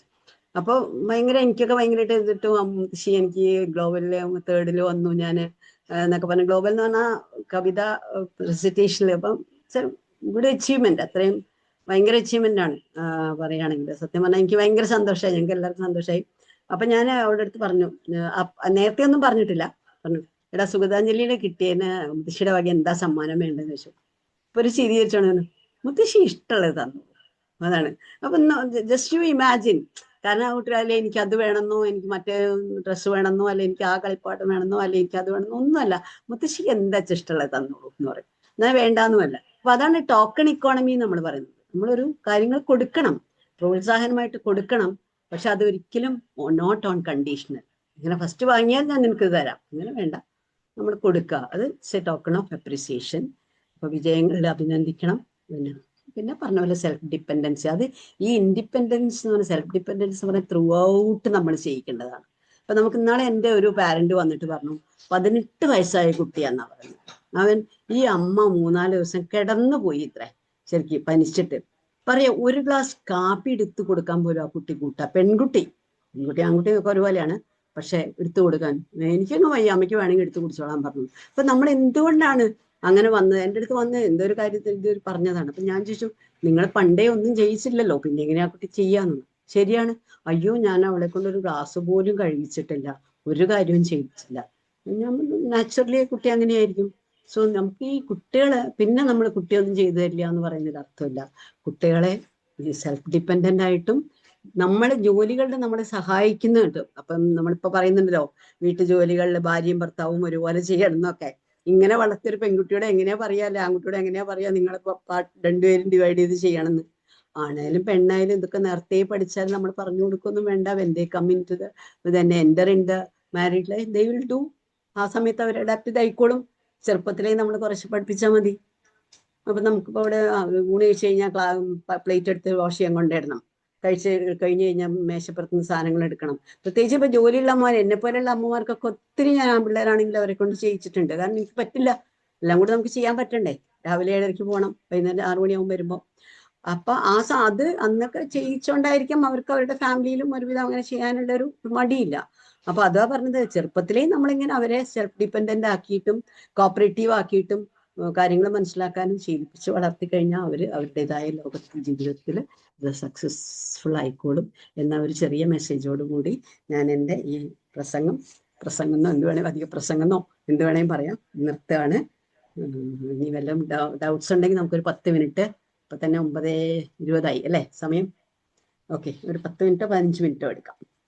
തുടങ്ങിയപ്പോ തന്നെ കുറച്ച് വൈകിപ്പോയി. Okay, thank U, thanks a lot. 9:30. അതെ 9:30 ആയില്ലേ? 9:30. എന്തായാലും 9:30 വരെയാണ് നമ്മൾ വിചാരിച്ചത്. പിന്നെ ഇൻട്രാക്ഷൻ ഇല്ലെങ്കിൽ നമുക്ക് കറക്റ്റ് സമയത്തിനാണ് നിർത്തിയത്. ഇൻട്രാക്ഷൻ ഉണ്ടെങ്കിൽ 10 മിനിറ്റ് 9:10 8:10 കഴിഞ്ഞു നമ്മൾ തുടങ്ങി. അതെ, പറഞ്ഞു വരുമ്പോ പിന്നെ അങ്ങനെ ഒരു അതെ, പോവൂലോ. ഇതൊരു വലിയ ടോപ്പിക്കാണ്. ചൈൽഡ് ഡെവലപ്മെന്റ് നമുക്ക് പിടിച്ചു നിർത്താൻ പറ്റില്ല, അത്രയും വലിയൊരു ടോപ്പിക്കാണ്. അല്ല, എടുത്ത് ഇനി ഇതിന്റെ അടുത്ത സെഷൻ കൂടി വേണ്ടി വരും, അല്ലാണ്ട് പറ്റില്ല കേട്ടോ. ഒരു 15 വയസ്സ് വരെയുള്ള കുട്ടികളെ പഠിപ്പിക്കാൻ നമുക്ക് ഉള്ള ഡയറക്ഷനും കൂടി കൊടുത്താൽ നന്നായിരിക്കും തോന്നുന്നുണ്ട്, അല്ലേ? ഇതന്നെ ഒരു സെഷനും കൂടി എടുത്താൽ മതി. ഒരു സെഷനും കൂടി ഇത് കണ്ടിന്യൂസ് അഡോളസൻസും കൂടി എടുക്കണം. അതെ, അഡോളസൻസും കൂടി എടുക്കുകയാണെങ്കിൽ നല്ലതാണ്. പക്ഷെ അതിന് മാത്രം തന്നെ വേണം സെഷൻ. ഒരു സംശയം ചോദിച്ചോട്ടെ, ഈ ചെറിയ കുട്ടികളെ ഇപ്പൊ കളിപ്പാട്ടം എടുത്തു കഴിഞ്ഞു കഴിഞ്ഞാൽ അത് ഒതുക്കി വെക്കണം എന്നുള്ളത് പഠിപ്പിക്കണല്ലേ നല്ലത്? അത് തെറ്റില്ലല്ലോ, അവരുടെ കൂടെ ഒതുക്കുക, അങ്ങനെയല്ലേ? നമ്മളെ ഹെൽപ്പ് ചെയ്യാം എടുക്കാൻ. അത് ഒരു കുറച്ചും കൂടി ഏജ് അപ്രോപ്രിയേറ്റ് ആയിട്ട് വേണം. ഇപ്പൊ 2 വയസ്സായ കുട്ടിയോട് എടുത്ത് വെക്കാൻ പറഞ്ഞിട്ടൊന്നും കാര്യമില്ല. പക്ഷെ 4 വയസ്സൊക്കെ ആകുമ്പോഴത്തേക്കും 4 വയസ്സൊക്കെ ആകുമ്പോ 4 വയസ്സൊക്കെ ആകുമ്പോൾ കുറേശ്ശെ നമ്മളും കൂടി കൂടുക. അപ്പൊ എടുത്തു വെച്ചോളൂ. പിന്നെ വേറെ ഒന്ന് ചോദിക്കട്ടെ, ഈ കുട്ടികളെ ഒരു 3 വയസ്സ് വരെയൊക്കെ എല്ലാം എന്ത് മൃഗത്തിനെ കണ്ടാലും ഒരു പേടിയില്ലാണ്ട് കളിക്കും. അത് കഴിഞ്ഞു കഴിഞ്ഞാൽ അവർക്ക് ഭയങ്കര പേടിയാവും. അതെന്താ അത് കാരണം? അല്ല, അത് നാച്ചുറൽ അല്ലേ. കാരണം അപ്പോഴാണ് അവർക്ക് ഈ രൂപം, ഇതൊക്കെ എന്താ പറയാ, മൃഗത്തിന്റെ രൂപമൊക്കെ അവരുടെ ബ്രെയിനിലേക്ക് കയറുന്നത് അപ്പോഴാണ്. ചിലർക്ക് അതിശക്തിയായിട്ടുള്ള പട്ടികളെ കണ്ട പേടിച്ചോടുക, അതൊക്കെ കുറയ്ക്കാൻ അത് നമ്മൾ എന്താ ചെയ്യാന്ന് വെച്ചാൽ കുറേശ്ശെ അതിനൊക്കെ എന്താണ് ഈ സിസ്റ്റമാറ്റിക് ഡീസെൻട്രലൈസേഷൻ എന്നൊക്കെ പറഞ്ഞിട്ട് വലിയ വലിയ ടെക്നിക്സ് ഒക്കെ ഉണ്ട്. അതൊക്കെ പിന്നെ ഇതായിട്ട് കാരണം ഈ കുട്ടിയെ ആദ്യം ഒരു പട്ടിയുടെ കൊര കേൾപ്പിക്കുക, പിന്നെ പട്ടി ദൂരെ നിന്ന് കാണിക്കുക, അല്ലെ പട്ടിയുടെ ഒരു പ്രതിമ കാണിക്കുക, അങ്ങനെ ഞങ്ങളൊക്കെ പ്രാക്ടീസ് ചെയ്യുന്ന കാര്യങ്ങളാണത്. ചില കുട്ടിയൊക്കെ പല്ലിയെ പേടി, പാറ്റയെ പേടി. അതെ, പല്ലിയെ പേടി, പാറ്റയെ പേടി. അതൊക്കെ ഇതാണ് സിസ്റ്റമാറ്റിക് ഡീസെൻട്രലൈസേഷൻ എന്ന് പറയും അതിന്. അതാണ് നമ്മൾ വെറുതെ പാറ്റയെ പേടിക്കണ്ട കേട്ടോ ഒന്നും പറഞ്ഞിട്ട് കാര്യമില്ല. അത് ആദ്യം പാറ്റയെ ദൂരെ നിന്ന് കാണിക്കുക, പിന്നെ അടുത്ത് വെക്കുക, പിന്നെ ഒരു പാറ്റയുടെ ഒരു മോഡല് കാണിക്കുക. ഞാനൊക്കെ എൻ്റെ കയ്യിൽ പല്ലിയുടെ ഒരു മോഡൽ തന്നെ വെച്ചിട്ടുണ്ടായിരുന്നു, ഈ മോൾട്ട്. അങ്ങനെയുള്ള കുട്ടികളൊക്കെ അതൊരു വേറെ വളരെ കാര്യമായിട്ടുണ്ടെങ്കിൽ ചിലക്ക് കുറച്ച് കഴിയുമ്പോൾ അങ്ങ് മാറിക്കോളും. പക്ഷെ അത് ഒരു 5-6 വയസ്സ് വരെയുള്ള പേടിയൊന്നും നമ്മൾ വലിയ ഇതാക്കേണ്ട ആവശ്യമില്ല. പേടിക്കണ്ട കേട്ടോ, ഒന്നും ചെയ്യില്ല കേട്ടോ, എന്നൊക്കെ പറഞ്ഞാൽ മതി. പക്ഷെ ചില കുട്ടികൾ ഇപ്പൊ കോളേജിൽ പഠിക്കുന്ന എനിക്ക് പ്രീ ഡിഗ്രിക്ക് എന്റെ എന്റെ സ്റ്റുഡന്റ് പ്രീ ഡിഗ്രി ഞങ്ങൾക്ക് കോക്രോച്ചിനെ ഡിസെക്ട് ചെയ്യണം, പാറ്റയെ ഡിസെക്ട് ചെയ്യണം. അത് ഈ കുട്ടി എന്ത് ചെയ്താ ചെയ്യില്ല. ഈ കുട്ടി ചെയ്യാണ്ടിരിക്കാൻ പറ്റുമോ? പരീക്ഷയ്ക്ക് ചോദിക്കുന്നതല്ലേ. അത് ഞാൻ ശരിക്കും പെട്ടുപോയി. കാരണം 16 വയസ്സുള്ള കുട്ടി 17 വയസ്സോ സെക്കൻഡ് ഇയർ പാറ്റയെ തൊടാൻ, പാറ്റ കാണാൻ പറ്റില്ല, അവൻ കൊണ്ട് പാറ്റ ചത്ത പാറ്റയാണ്. അത് പറഞ്ഞിട്ട് കാര്യമില്ല. ഇതോ ഇറങ്ങി ഓടി ലാബെന്ന് ഒരു ദിവസം. പിന്നെ പിടിച്ചോണ്ട് വന്ന് ഞാൻ കുറേ കാര്യങ്ങൾ പറഞ്ഞ് പാറ്റയുടെ ഒരു മോഡലൊക്കെ കാണിച്ചു കൊടുത്തു, പടം കാണിച്ചു കൊടുത്തു, അതിന്റെ ഇത് പറഞ്ഞു കൊടുത്തു. അങ്ങനെ കുറേ കഴിഞ്ഞ് ആദ്യം ഞാനും അവളും കൂടി ഡിസെക്ട് ചെയ്തു. ഞാൻ ചോദിച്ചു, അവളോട് സിസേഴ്സ് എടുത്ത് കട്ട് ചെയ്യാൻ പറഞ്ഞു. അങ്ങനെ അവസാനം അവളുണ്ടല്ലോ പരീക്ഷയ്ക്ക് ഏറ്റവും നന്നായിട്ട് ഡിസെക്ഷൻ ചെയ്ത ആ കുട്ടിയാണ്. അങ്ങനെ അത് അധികം ബോധർ ചെയ്യണ്ട. Okay, any more question?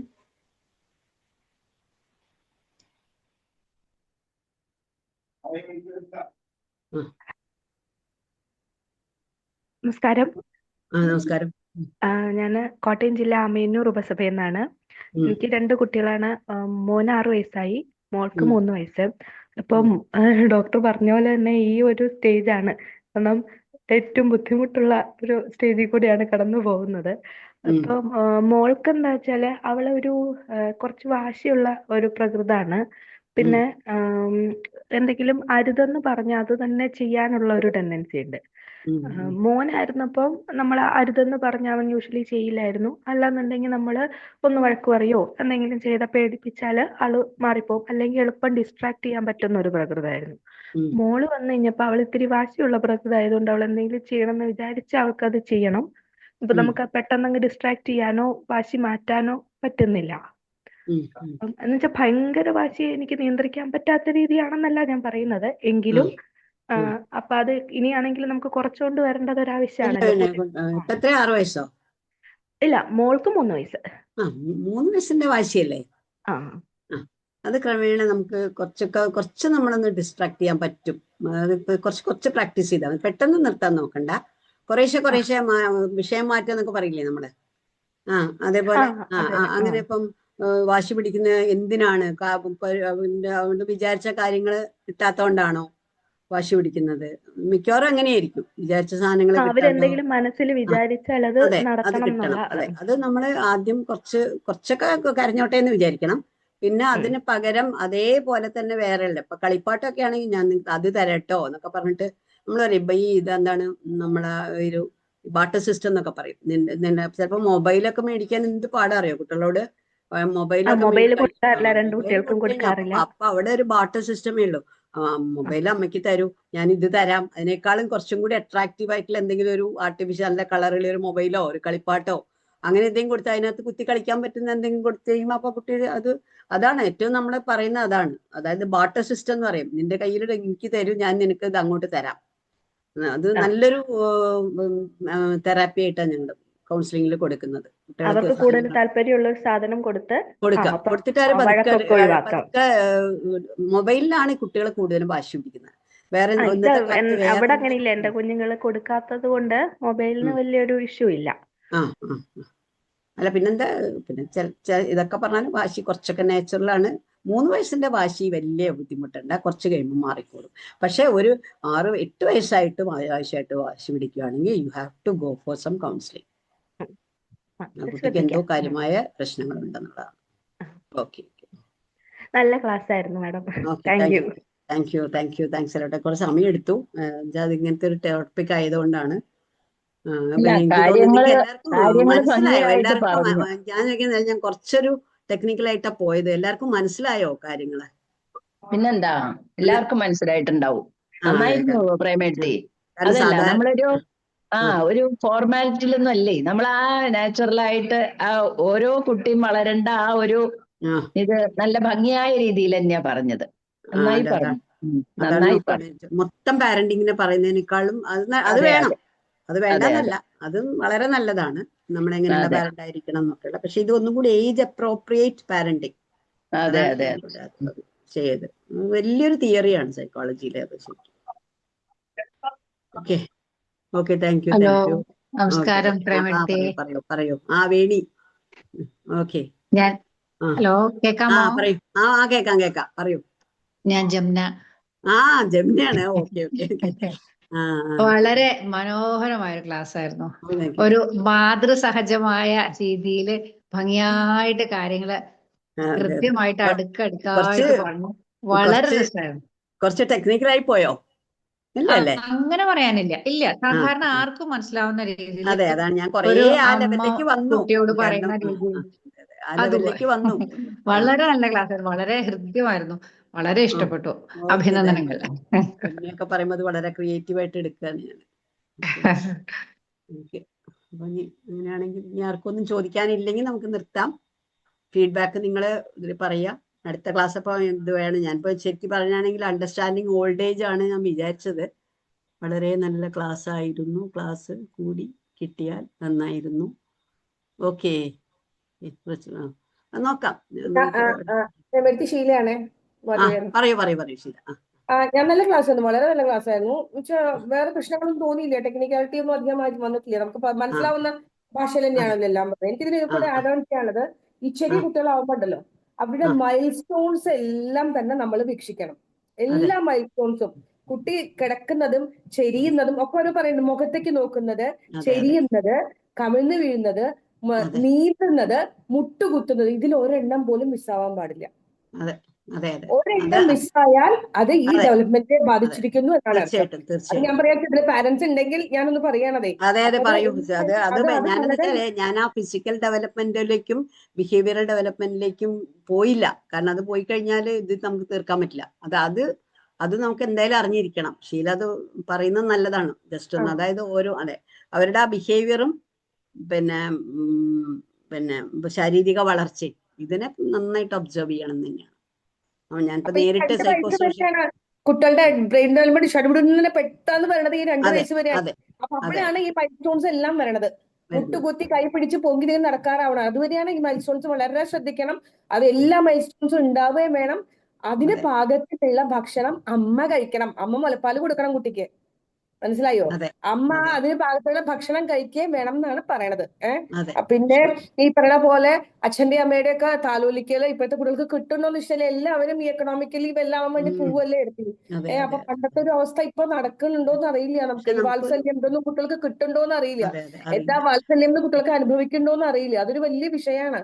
എനിക്കിപ്പോഴും ഇപ്പൊ എന്തെങ്കിലും ഒരു വയ്യായി വന്നാലോ അച്ഛൻ മടിയിൽ കിടത്തി പാട്ടുപാടി ഉറക്കാൻ ഞാൻ താമരപ്പൂവും പൈതലേ പാടി ഇപ്പോഴും മനസ്സിലായോ? അങ്ങനത്തെ ഒരു അവസ്ഥ അന്നത്തെ കുട്ടികൾക്ക് കിട്ടുന്നുണ്ടോന്ന് അറിയണില്ല. അതൊരു വലിയ വിഷയമാണ് എടുത്തിയത്. അതെ, തീർച്ചയായിട്ടും. അതെ, നമ്മള് ഇത് ശരിക്കും രണ്ടറ്റമാണ്. അതായത് ഫിനാൻഷ്യൽ നമ്മള് സ്വയം പര്യാപ്തതയും ഫാമിലി, ഇത് രണ്ടും കൂടി, വർക്ക് പ്ലേസ് ഫാമിലി രണ്ടും കൂടി കൊള്ളുന്ന ഒരു വലിയ ചാലഞ്ച് തന്നെയാണ് ഇന്നത്തെ കാലത്ത്. നമ്മളൊക്കെ ഇതുപോലെ കൊണ്ടുപോയതാണ്. പക്ഷെ ഇന്നത്തെ കാലത്ത് അതൊരു വലിയ ചാലഞ്ചാണ്. പക്ഷെ ഈ പറഞ്ഞ പോലെ എന്ത് ചെയ്യും എന്നതിനെ പറ്റി നമുക്കും അറിയില്ല. അതാണ് ഒരു ഇഷ്യൂ വരുന്നത്. പക്ഷെ ഇതൊക്കെ ഈ മൈൽ സ്റ്റോൺസ് ശരിക്കും അത് വേറൊരു ക്ലാസ് എടുക്കേണ്ടതാണ്. ഡെവലപ്മെന്റ് മൈൽ സ്റ്റോൺസ് ശരിക്കും ഇന്ന് എടുത്ത ഇതും കൂടി പറ്റില്ല. അത് ഷീലയൊക്കെ ഒരു ദിവസം എടുക്കൂ. അതെല്ലാവരും അറിഞ്ഞിരിക്കേണ്ട കാര്യമാണ്. കുട്ടിയുടെ ഓരോ ബിഹേവിയറും എങ്ങനെ അത് ചെയ്യണം എന്നുള്ളതും ആ സമയത്ത് നമ്മൾ എങ്ങനെ റെസ്പോണ്ട് ചെയ്യണം എന്നൊക്കെ ഉള്ളത്. Very good suggestion Sheela.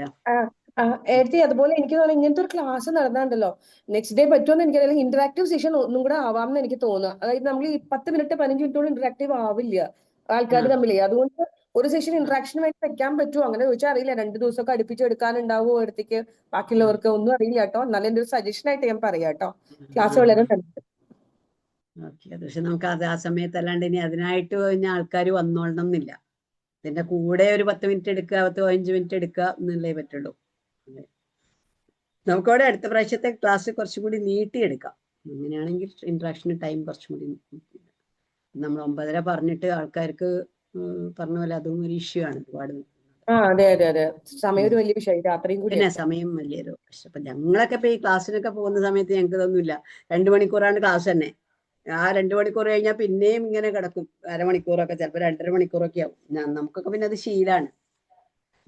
അതുകൊണ്ട് പക്ഷെ ഇതല്ലല്ലോ. ഇതിപ്പോ നമ്മൾ കൃത്യം വീട്ടിലെല്ലാവർക്കും പണിയുണ്ട്. എന്നിട്ട് തന്നെ എന്നോട് ഹസ്ബൻഡ് പറഞ്ഞതാ, സ്ത്രീകളാണ് വീട്ടില് പണിയൊക്കെ ഉണ്ടാവും. ഞങ്ങൾ സ്ത്രീകൾ മാത്രമൊന്നും ആണുങ്ങളും ഒക്കെ ഉണ്ട്, എല്ലാവരും ഉണ്ട്.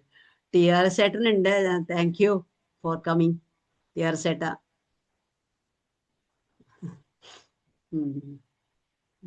മ്യൂട്ടാണ്. ഓക്കെ. അല്ല, അപ്പൊ അതുകൊണ്ട് ഞാൻ എന്നോട് പറഞ്ഞു കൃത്യത്തിൽ നിർത്തിക്കൊള്ളാം എന്നൊക്കെ പറഞ്ഞു. ഏകദേശം 10 മിനിറ്റ് നമ്മൾ കൂടുതൽ എടുത്തിട്ടുള്ളൂ. ഓക്കെ, ഇപ്പൊ 9:45, 9:35 നമ്മൾ തുടങ്ങാൻ കുറച്ച് വൈകി. എന്തൊക്കെ പറഞ്ഞാലും ഒരു 1/4 മണിക്കൂർ പോവും എങ്ങനെയായാലും. 9:15. റെക്കോർഡിംഗ് അപ്പൊ നിർത്തട്ടെ? നിർത്തിക്കോളൂ. അയ്യോ, നിർത്താമായിരുന്നു. ഞാൻ കണ്ടില്ല, ശ്രദ്ധിച്ചില്ല. റെക്കോർഡിംഗ് നിർത്താം. അപ്പൊ ഇനി നമുക്ക് നിർത്താല്ലേ? ഇനിയൊരു